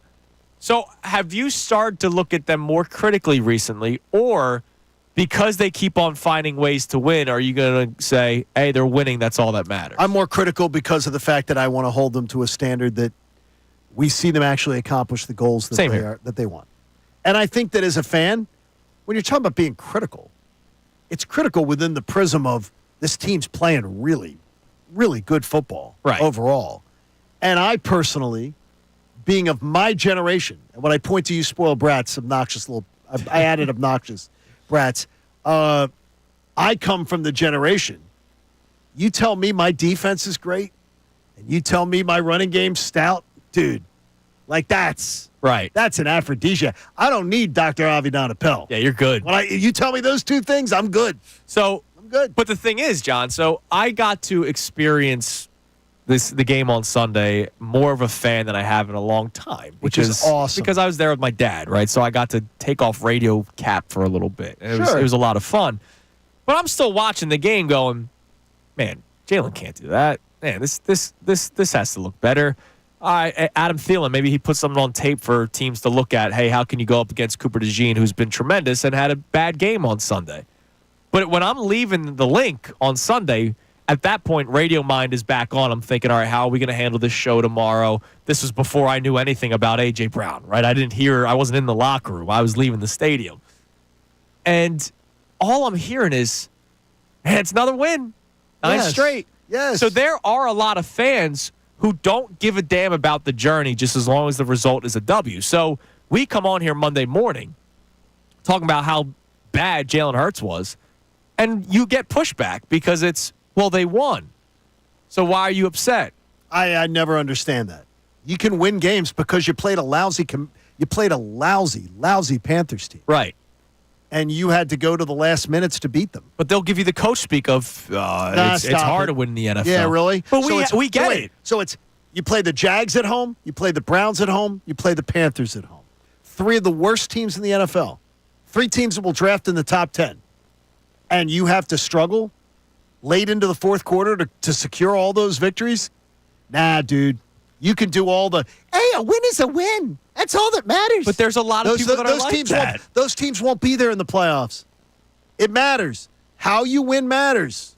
It does. How you play matters. And when you let crappy teams hang around, you come with those kind of efforts, and you're going to end up getting screwed. The first quarter scoring, no matter who the little chicken littles are that tell you, oh, there's nothing to this. Don't worry about it. There's no problem with it. There's a problem with it. No, the chicken little's you because you're the one that the sky's falling. If you play that, the ones that tell you that there's nothing to it are not studying the history of the NFL. That's all I'm going to tell you. So it doesn't. You got to score, and more importantly, I truly believe play the NFC title game in Detroit. Throw up a 0 in the first quarter, you're going to be down 10-0. You'll be down 10-0. Yeah, so if you're fine with that, that's fine. So our latest topic for you to answer at 610-632-0975. Are you now, because you can sense what the big picture is. The big picture is getting to an NFC championship game and now hopefully winning an NFC championship game and going to New Orleans. Are you starting to look at the team more critically, or are you on cruise control and saying, hey, they're winning football games. I don't care how it looks. Jalen Hurts said it yesterday. He doesn't care how it looks as long as they're winning football games. Or do you still watch things with a critical eye? Gunnar, where do you fall in on this? Because we'd like to hear your input as well. Yeah, I mean, I am watching with a critical eye at this point in the season because I know it's either the 1 seed or the 2 seed. So now it's how do we get to a Super Bowl? Right. I need to see them go out there and pass the ball better than the 31st ranked passing offense in the league. Now, I'm happy with the defense. I'm enthused with the defense. I love the running game. But the passing game, it can't be 31st. You can't be missing wide open guys. So that's the kind of critical part I'm watching with. Other than that, I mean, it's all in context because we're talking about a team that's going on 10 wins in a row and not the false kind of 10 wins in a row that we had last season. They've beaten up on some good teams during this stretch, and yeah, they faltered against some lesser opponents, but they're still a great football team. How about every one of the lesser opponents? They lost to the Falcons, and the other 3 games they had to go to the very end. I mean, the good part is you're not facing lesser opponents in the postseason. Right. So you're not playing down to lesser. See, I think of that as a bad thing. No, I get what you're saying. I get what you're saying, but I can't see them not showing up and not getting up for a game in the playoffs, no matter who you're playing. How about I'd be really anxious to see when they play Dallas and they play Washington here.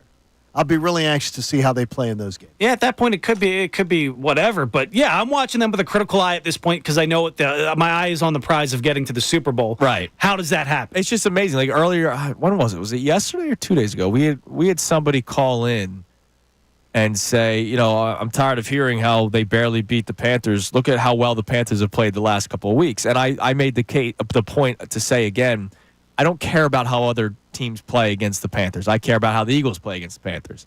And the Eagles do not play the Panthers well. Like, that's how I look at it. But there are people that are listening to the show right now, and we would love to hear from you, that go, yeah, the Panthers have been playing well. I'm just happy the Eagles won. There are people that live that way. You know what? They see the record, they're happy. If they went out and hadn't lost the Falcon game at home and had played really well against the Jags and really well against the Browns, I'd have no problem with that point of view. I'd have no problem with it. But because of the fact that they have let 3 inferior opponents come in here, and 4 of them, and you lost to one of them. I eliminate the Falcons game because I think this team's completely different than the Falcons game. The Browns game, I kind of half eliminate as well because that was still them fresh. The first game post-bye as this new team, this new philosophy. The Jags game, that's on the head coach. I don't put that on the team as much. And the Panthers, it stings, but I try to eliminate last year in my mind because it stings because I saw them do it a lot last year. And I don't know if that's fair to take that over to this team. Okay. I hear you. All right. I don't agree, but I hear you. So I want people to chime in on that as well. Again, our first topic today With everything that happened this week, is part of you like happy that it happened because you think that they are going to overcome this and it's going to put them to a new level, which they're already 11-2. And now this one. Are you more critical at this time of the season, or are you in cruise control? Because they just keep on winning games. And again, my buddy Jack a few weeks ago, we did a whole show on it. What's up, Jack? He was like, yeah, dude, I don't care what happens. I know that they're going to get to the NFC Championship game. So answer that question for us at 610-632-0975. We'll talk to you coming up next. Also, audio that I would love to play for you all. Because we are officially at war, John. Are we? With a former backup quarterback of the Philadelphia Eagles. I thought we were having trouble with the best show ever. No, that Peace Treaty's still strong, man. Good. Is it? Okay, yeah, good. Yeah, all right, I heard them talking about it not too long ago. Okay, good. Ricky was talking a little ish yesterday. He's the wild card. But Tyrone and I, don't worry, we got this taken care of. It's the Kincade Salciunas on this Thursday morning, 97.5 The Fanatic. Now, a Birds Insider update on 97.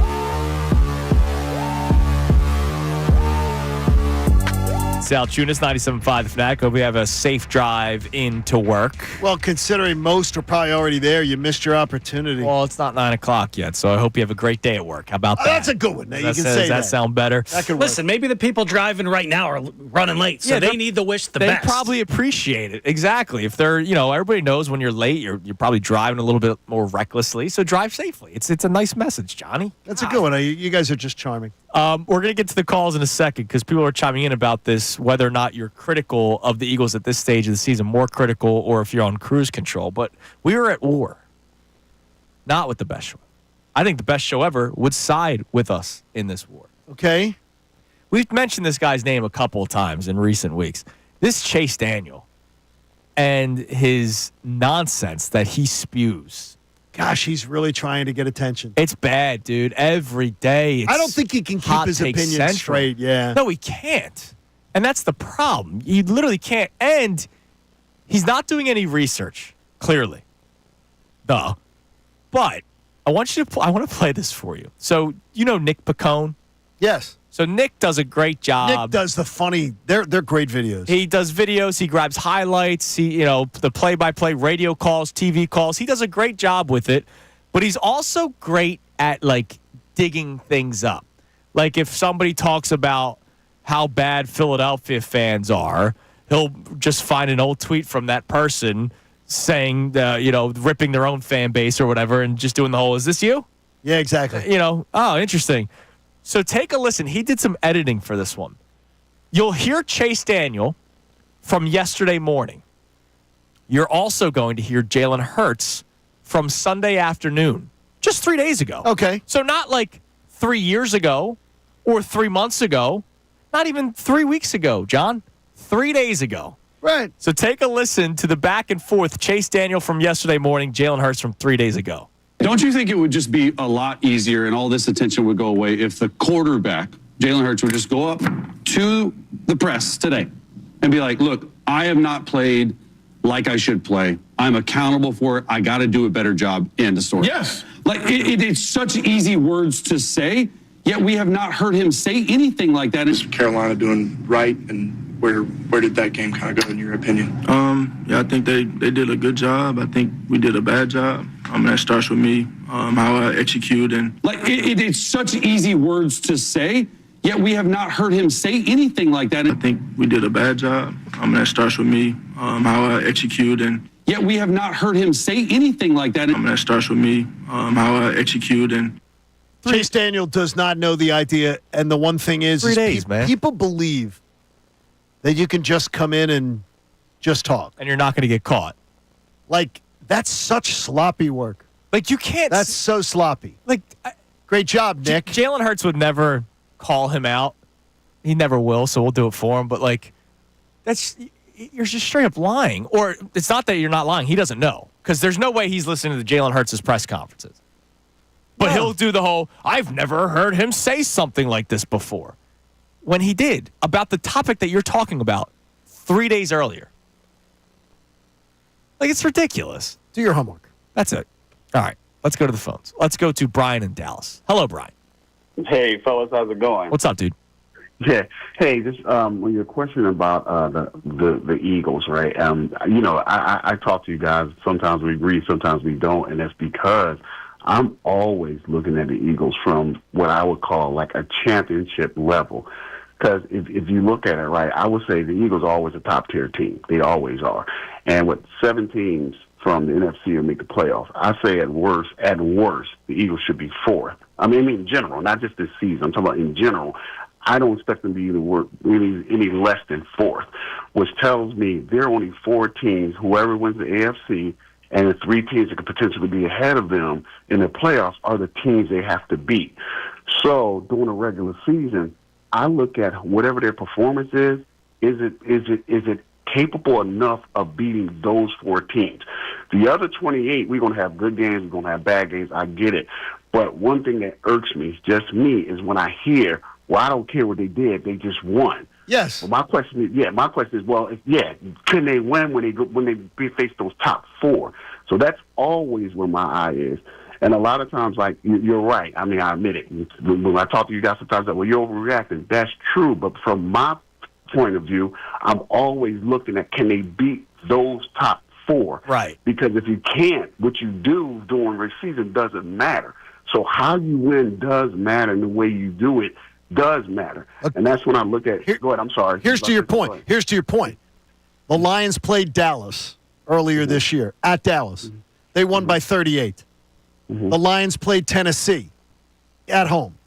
They won by 36.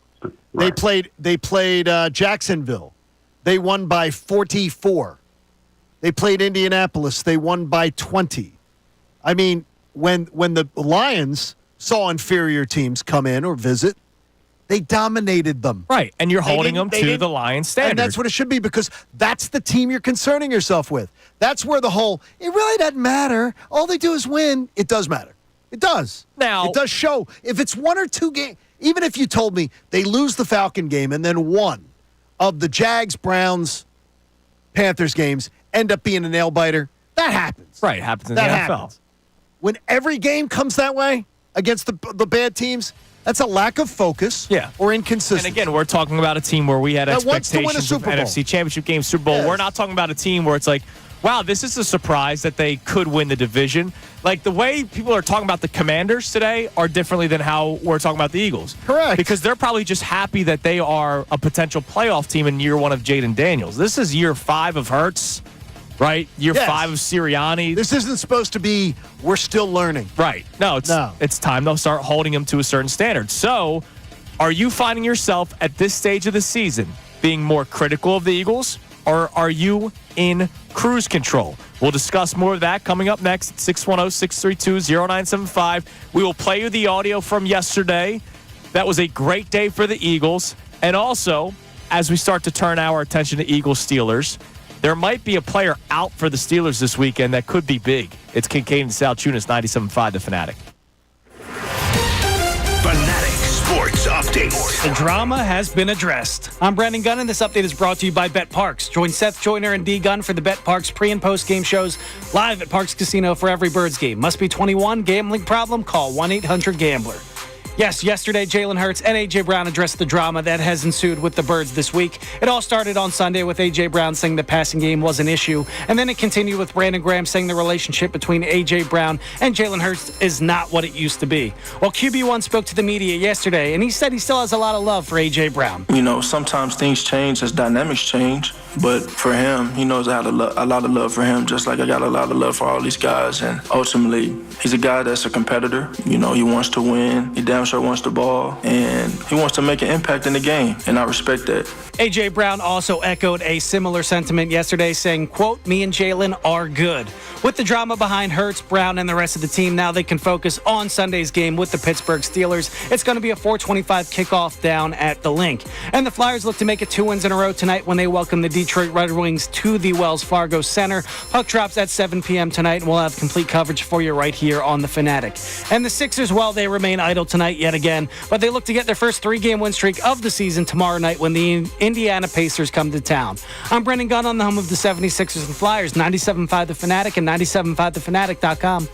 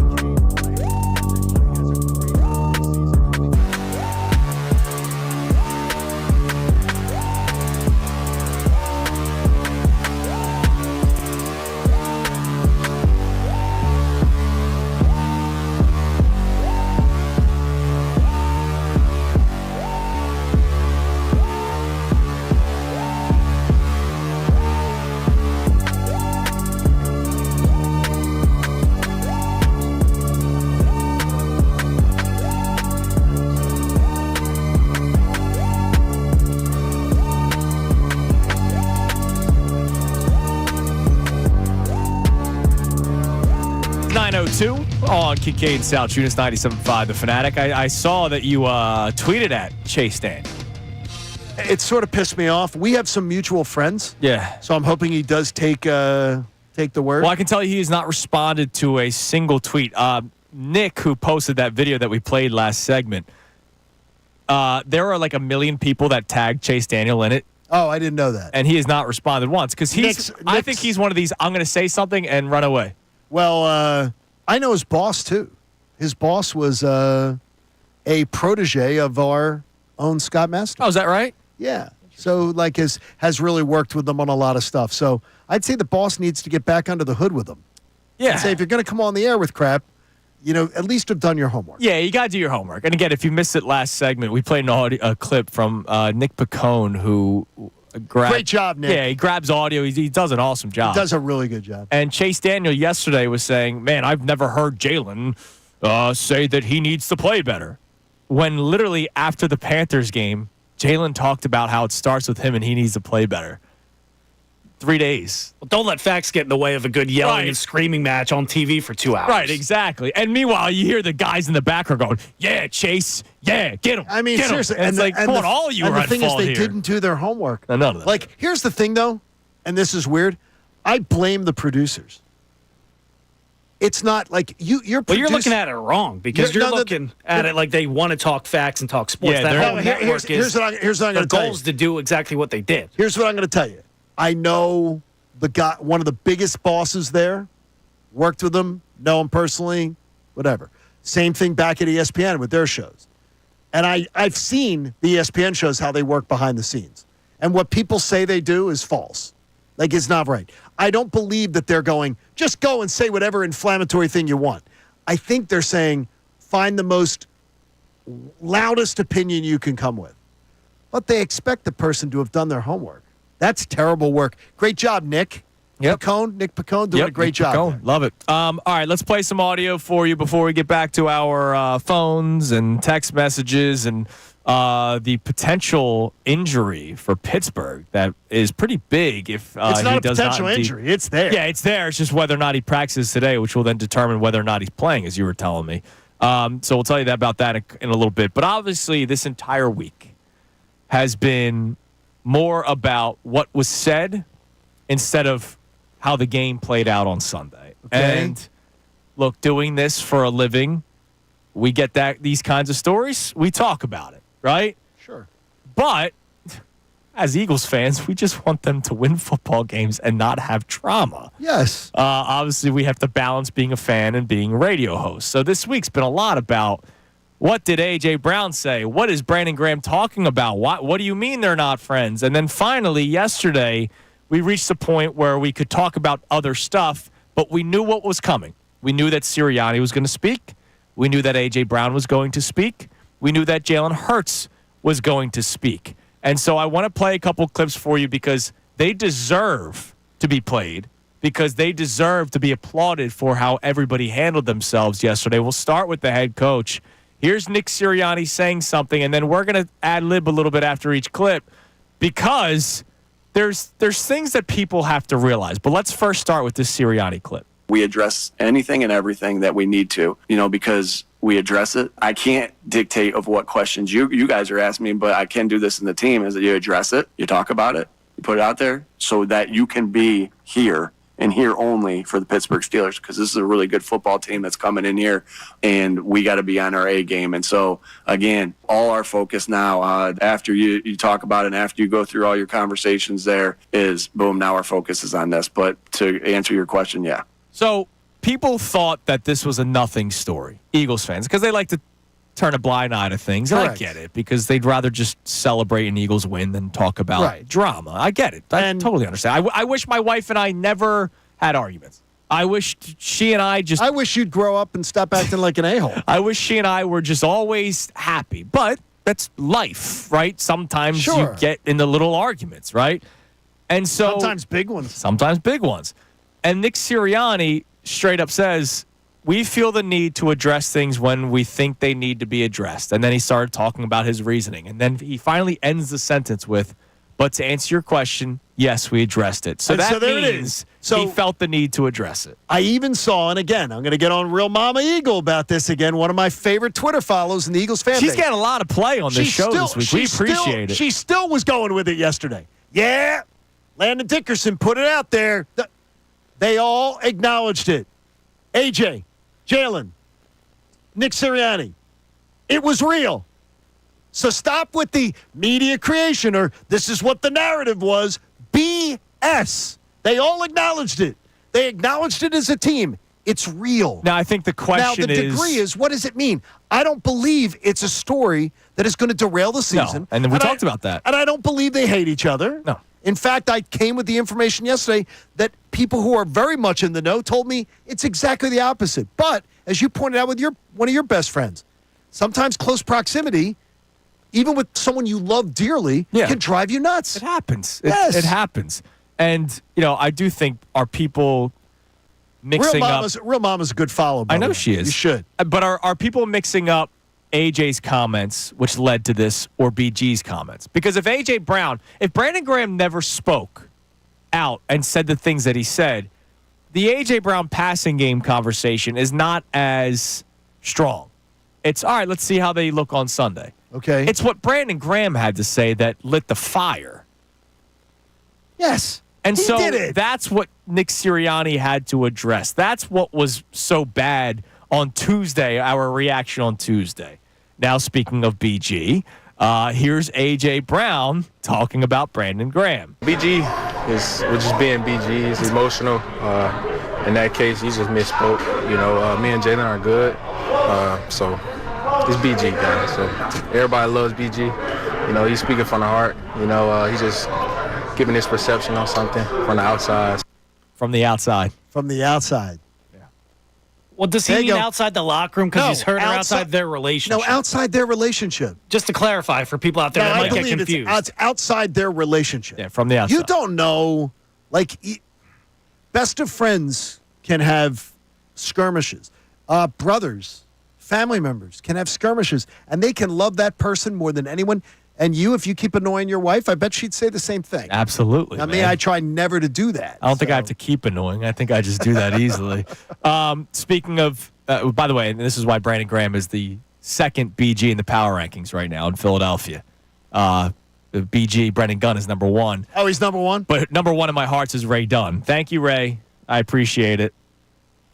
Ray Dunn just dropped me off something, so I appreciate Ray. Here's Jalen Hurts talking about number 2 BG in the city, Brandon Graham.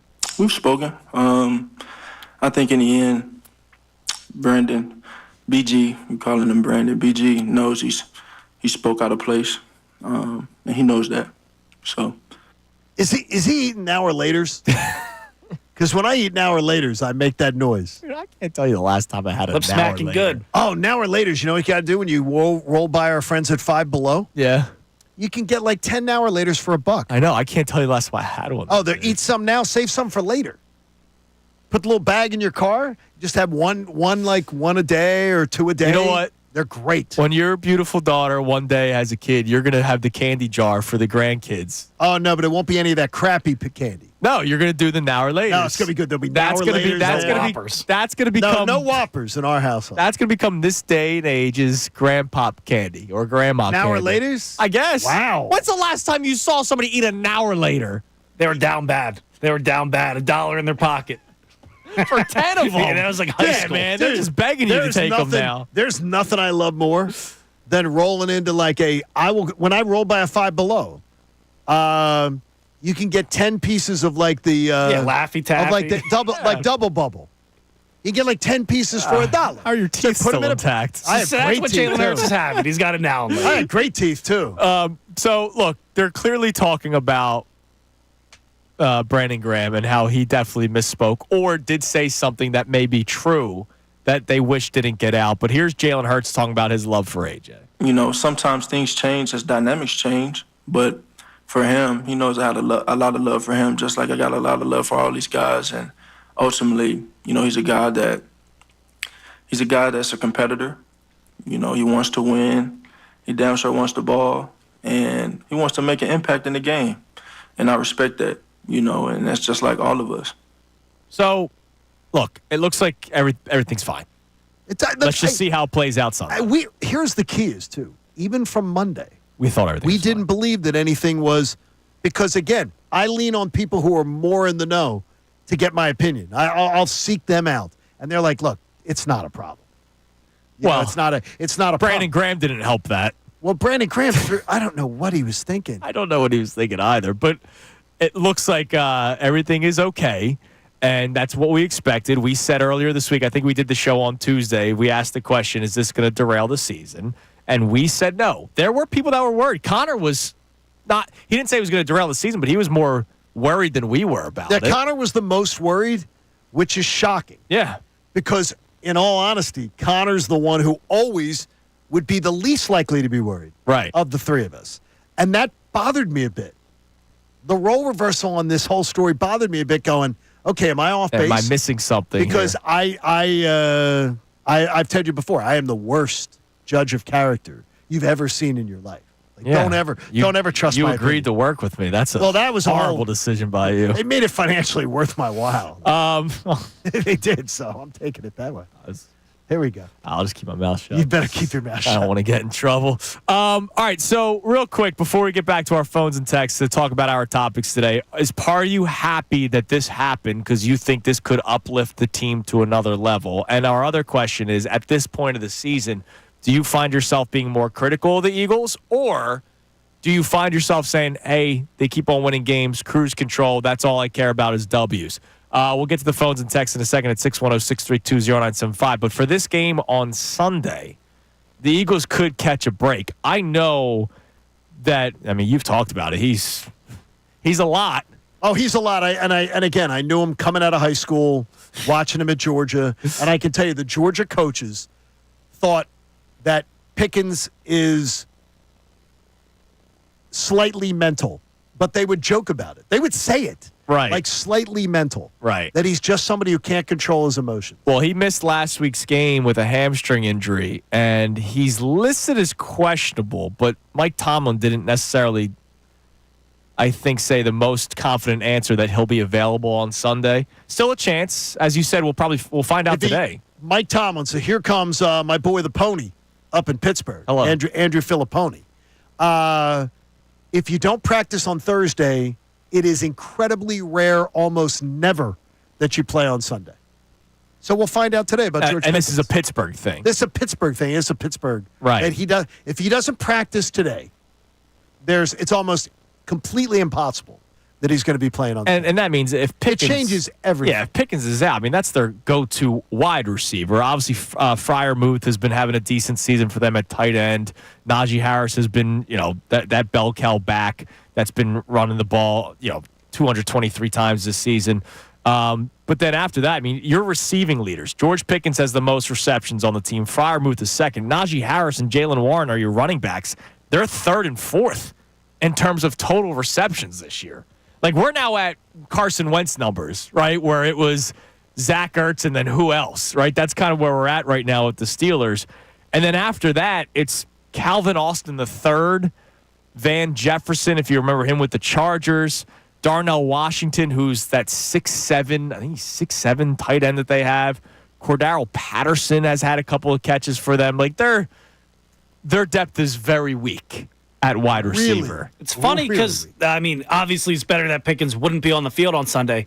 But just as a whole, I don't even worry about other teams' wide receivers anymore. But how good the secondary's been. But take away their best. Yeah, no. Don't get me wrong. Here's my next level football guy thinking, so you can learn something. Just take notes there. Is that the minute George Pickens is out of that game, that gives me a secondary member that I can put in too. That will help maybe the linebackers and everything to be able to collapse in a bit, to be able to stop some of the running game they like to do, and also to be able to help out with the intermediate passing game. Yeah, 100%. It's much better that Pickens isn't out there. It's just like I don't worry about some wide receiver single-handedly wrecking a game anymore. I get what you're saying. Like, you're not sitting here going, "Oh, got to look out. They got Jamar Chase this Sunday." No. Shouldn't do that. Which they bottled these guys up. Let's go to T Love in Philly. What's up, T? Hey, good morning, fellas. How you guys? What's up, man? T? Good morning. All right. Hey, listen. Before I get to my topic, I just want to run down some scores. The Rams, the Lions struggled with the Rams. Okay, so Wait a minute. Let me Okay. go. They struggled against the Vikings. how did they do against bad teams? That was our discussion. I'm not through. They struggled against the Bears. That's a divisional game. You don't even take that into consideration. They struggled against the Packers. Okay, my point is. So they struggle against good teams. Okay.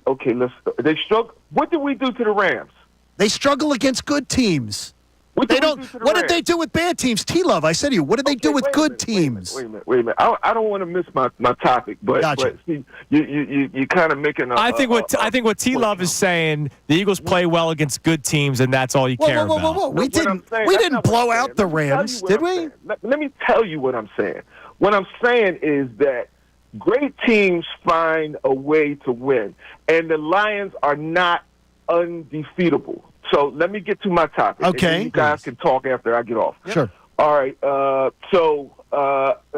Talking about Smith and Brown on the bench. This is the conversation that I see. I get based on my culture and what I see two guys talking about. I see one guy, and the conversation probably went like this. Oh, man, he's not getting me the ball, man. He's not getting me the ball.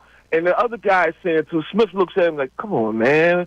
We don't need that right now, man. I'm not getting the ball either. No, I'm not getting the ball, man. Come on, man. And then when he stopped, you see Smith kind of roll his eyes. Like, oh, man, we got to go through this again. That's what I get from it. I think that Devontae Smith, he needs a real attaboy, big boy pat on the back, because he has sacrificed a lot. Yes, he has. To A.J. Brown, you know what I mean, and also to Saquon Barkley. But now A.J. doesn't seem to get that. And guys are great, man. The guys are great, the 10. But one guy has sacrificed a lot, and he's probably tired of hearing that guy whine. You look at the chemistry. He's like, oh, man, come on, man. We don't need this right now. And it just keeps going on and on. But I'm glad that they settled it. I'm sure that they will find a way to get the ball to Brown. But at some point, dude, you got to – are we talking about stats, or are we talking about winning – Right, and that's one of the things that bothered me from the beginning, and thanks for the call, T-Love. One of the things that bothered me from the beginning, and yes, what A.J. Brown said was not wrong, but you've won 9 straight games, and I wish that was kept in-house. Well, he was asked the question, though, what needs to be improved? Right, and he said about the offense. I know, but he has since said that he did it on purpose. I got you. That one clip we played, he said he did it on purpose so that it was public. I understand. Which I think it's a response. I don't think it had to be public. I think it's a response to the offensive lineman going in and saying, "Let's make us a run-first offense." How about that for you? Which led to a 9-game winning streak. No, but I think that's part of it. Okay. Yeah. And we'll see how Sunday goes.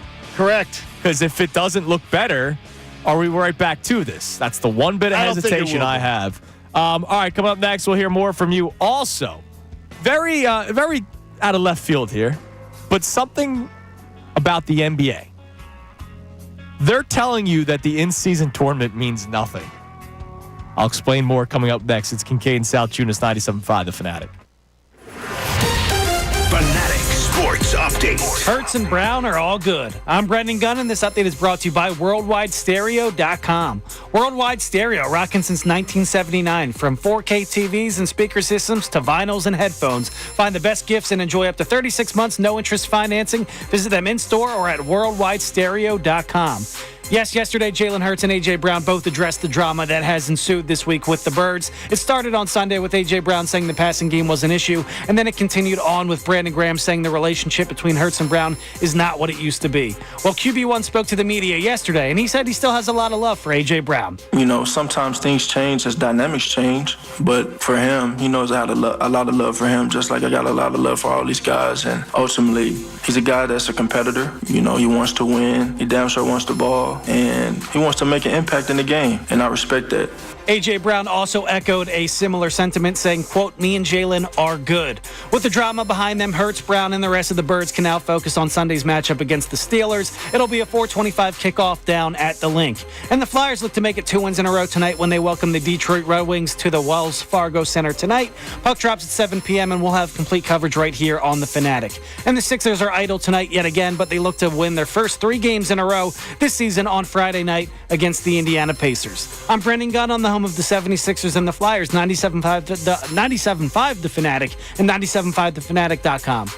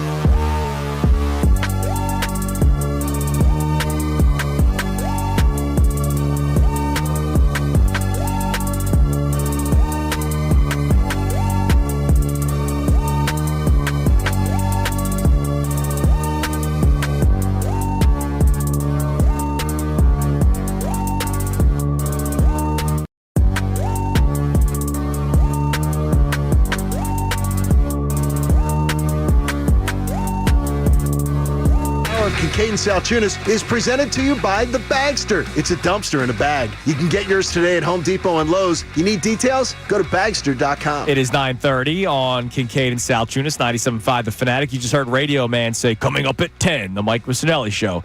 Mikey out today. It will be Bill Colarulo, Amy Fedor, I saw and Ray Amy's Dunn. a little bit of extra sunshine out there. Now, question. With Amy here. I have a question for you. What's that? Will there be a selfie? No. Mike won't do a selfie. No, Mike's not in. Oh, I thought you were saying So will Mikey. there be I thought a you were saying- pre-show selfie? 100%. Yes. No, yesterday I was listening and Mike was talking about somebody wanted him to do something right from the colonoscopy that Mike was doing. And I heard him say it yesterday. And I loved hearing Mike Missanelli talk to his audience because Mike's just, usually coming with a 95-mile-an-hour fastball to the head. Yes. And yesterday he says to guys out there, tomorrow I'm not going to be here. I'm getting a colonoscopy. You need to do this. And I can tell you, as a survivor of colon cancer, I had one at 50, and they told me to come back at 60. If I had gone 6 more weeks, Dr. Jack Colazzo, Havertown's greatest, if Dr. Jack had not, I had not been scheduled to go see him, they brought me in going, something's wrong. Let's check this out. They told me to come back at 60, I would have been dead. So be diligent, guys. Be diligent. And what Mike's doing today is a great little message to everybody in his audience. Yeah, So, absolutely. And Bill Colarulo yesterday, I think, was a little anxious hearing about it, but you got to do it. Got to do it, You man. got to do it. And I'm telling you, the peace of mind from knowing it, I had no idea that a deadly tumor was in my body. Yeah. It was just, it was going to kill me. And so get it checked out. And great job by Mike doing that. So will there be a selfie? I say yes. Oh, there will be because, Amy's... Yeah, 100%. Look, Amy's photogenic. Bill loves smiling. Bill's always smiling. Bill's a positive airspace guy. Damn right he is. And then they got that Ray Dunn. And Ray Dunn is just he's gonna crack the whip. He's ready to go. He's gonna run a tight show today. But even he will be smiling. Damn right he will. It'll be a great show. All right, real quick before our texts and calls on our Eagles topics, something that caught my eye from the NBA yesterday. Now, the NBA's ratings are in the toilet this year. Like it's really, really bad. They have a serious problem. And every sport is seeing growth. They're not. And I thought Adam Silver was knew what he was doing. He was trying to be like the younger kind of sport. Sure, absolutely. And I thought he was trending in the right direction, but it's just been bad because they tell you they don't care about the regular season. So what they tried doing last year to add intrigue to the season, and I told you from the beginning I thought this was stupid, was this in-season tournament, this NBA Cup, where they do the floor differently. It makes my eyes hurt watching them play on these red courts, these navy blue courts. Like, it's stupid, all right? Like, I'm against these weird courts. Just play the damn game of basketball. That's all I care about. And so they do this in-season tournament to try to make it seem like, hey, we're trying something here. These guys will play during these games. Well, we know that Joel Embiid has not played during these games. And so yesterday, Jake Fisher, who covers the NBA, so this is not a Sixers guy. No, exactly. He covers the NBA. So he saw a trend recently that a lot of teams are realizing, well, if we don't win the NBA Cup, if we don't reach the NBA Cup finals, we get 5 days rest. Correct. And you get to supply some easier games on your schedule. Yeah. So the Sixers have not played since Sunday. Because they did not advance in the NBA Cup, they've been off since Sunday. They resume tomorrow. If you have a guy named, I don't know, Joel Embiid on your team, this is perfect. He played last game, played really well, and has now since had 5 days to give his knee some rest. It seems like a lot of teams have already realized that this is pointless, except for like the young players, because there is a payout if you win the NBA Cup. Yeah, there is. And like the guys, the 12th man on the bench, that's big money. That for might them. matter to them. Right, and like that's really cool. But if you're like LeBron James and you go, yeah, I don't need any more money, What man. what about his son, the 12th man on the bench? No, don't worry. He's fine. He's G-Leaguer. Yeah, he's fine. No, he's on that bench. Oh, no, he does. For home He games. gets to bring his child to work day. LeBron James, bring your kid to work day. And if he gets traded, he's going with him. That's so incredible. But the teams are already telling you, yeah, we don't care about this. Nah. That's a bad sign for the league when this is just year 2 of them trying this. Not to mention, though, not even this tournament. NBA ratings are in the crapper. Yeah, it's bad. Who's the superstar? Steph Curry's on his way out. LeBron James is on his way out. They don't have that one guy out there that people are drawn to. They've told you regular season games aren't important. Look no further than Joel Embiid, his entire career. They've told you regular season, you buy tickets to games, they're not even, you think you're going to see a big game and you don't even know who stars are showing up. Yeah. It's pathetic. You don't have that in the NHL, don't have it in baseball, don't have it in football. Baseball, you sometimes have it with a manager with the giveaway days, like a day game after a night game. Yeah. But that's been part of baseball for 100 years. You've got to decide what you're going to do. NBA needs some help. By the way, how about this one for you? Bad number. This is just one out of one of the, I think it was Andrew Marchand. Okay. Had this one.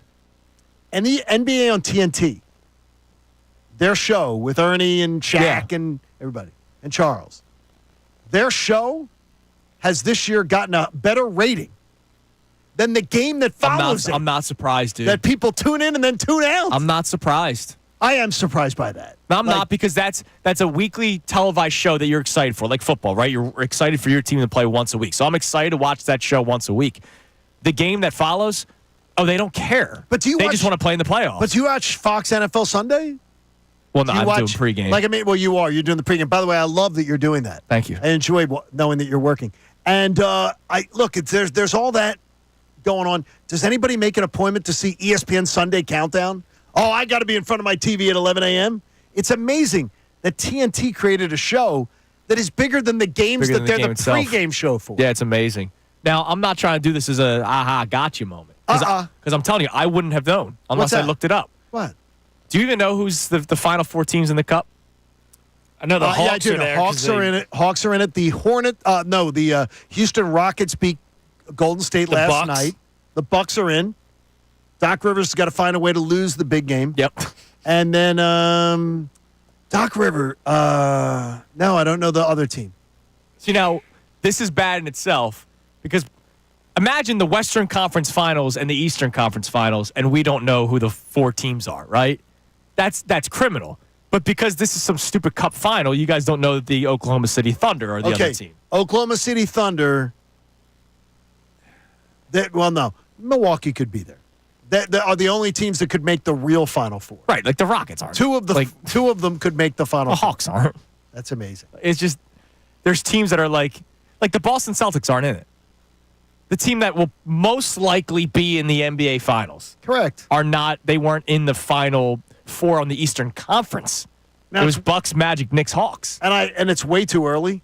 But the New York Knicks have not been what I expected them. They're looking better recently. Bridges is finding a shot. They had to figure out how to play with Cat. It makes you question, though, if players care about it last night, because Trae Young had that celebration. He said he planned it out for a couple of weeks to go to half court and roll the dice because they're going to Vegas. Like, does he care about it a little bit, or is it just a little bit of showboat? No, he does, because he cares about look at me very, very much. Oh, he's the only guy on that team. I can tell you. And his father is insufferable.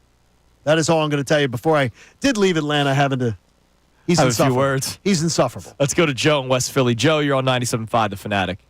Hey, what's up, fellas? What's up, Joe? All right. Yeah, man, first of all, about the NBA, man, they just don't have ambassadors like Magic, Bird, Jordan, Kobe, LeBron.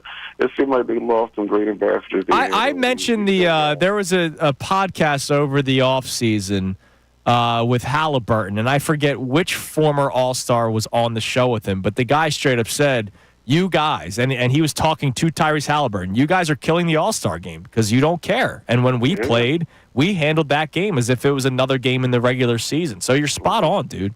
Exactly. I agree with that. This rest man, these young guys, it's going to catch up to them. Somebody need to step up. But as far as the Eagles go, man, listen, the Eagles are historically having a rush running the ball as far as their standards and the NFL standards. I mean, as far as the team goes. I mean, when the offensive line went into that office to talk to the coach, I don't think it was nothing because of Jalen Hurts' play. I mean, the Eagles invest so much energy and time and effort into that offensive line with Stoutland and them guys. Now you see when you put that Hellcat in that background, or that Bentley Coupe, that Hellcat in that backfield, now your offensive line, now you're seeing what you really can get out of that you invested all that time and effort in there. And you're not going to blow teams out by 3 or 4 touchdowns when you're running the ball. I don't care how good you're running the ball, historically or not. Most likely you're not airing the ball out, so you're not blowing out teams out by 3 or 4 touchdowns every week. Yeah, but then the question is, and that's been like a big talking point this week, and thanks for the call, brother, is whether or not you want them to be passing the football more. You know, Connor has made the point numerous times that, look, to win the Super Bowl, odds are you have the ball in your hand at the end, and your quarterback needs to be able to drive down the field. And we haven't seen the Eagles need to, but they haven't really tried it this year. We could have gotten a look at it last week if Leggett caught the pass, but he didn't. And so we haven't really needed to see it. But you know, come playoff time, you're going to be facing the best team coming out of the AFC. All right, we got the Kincade Salciunas Key 3 coming our way next. We'll talk a little bit about Rams-Niners because that's a pretty big one tonight. It's a big game because we got to start watching who could slip into that 7 seed. Right, and the Rams are right behind the Commanders right now. It is Kincade and Salciunas on this Thursday morning, 97.5 The Fanatic. Ricky Batalico. I think Kellen Moore's play calling has really kind of leaned towards the running back.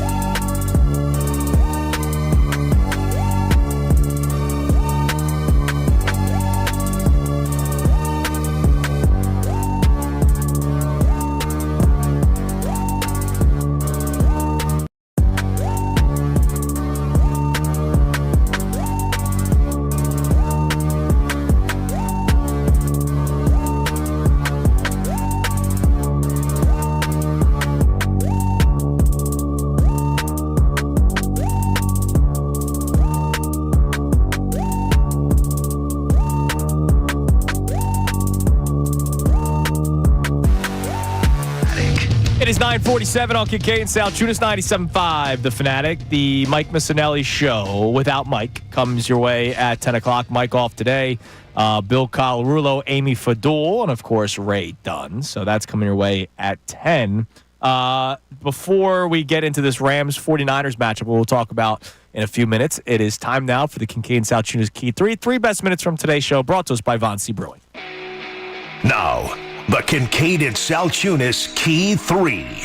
Today's best. Everything was handled so much better yesterday. So I'll ask this question, John, and I want to discuss this with you. Is part of you happy that all of this happened? So Ian Rappaport yesterday, we played the clip. I think it was 2 days ago he said it. He said this could be a positive for the Eagles. I think that was the positive spin that was sent by probably Howie Roseman to Ian Rappaport, just my guess. Are you happy that this all happened so that it was addressed? If you asked me Monday, I would have said no. Of course. If you asked me today, I say yes. Because of how everyone's since handled it. So I think that's a flip-flop in a little way, because I don't like... I'm just a very big believer that dirty laundry being aired publicly is a bad thing. Right. People talking, as Jalen pointed out about BG, people talking out of turn and sharing stuff, to me, annoys the hell out of me. Right. I don't respect people who do it.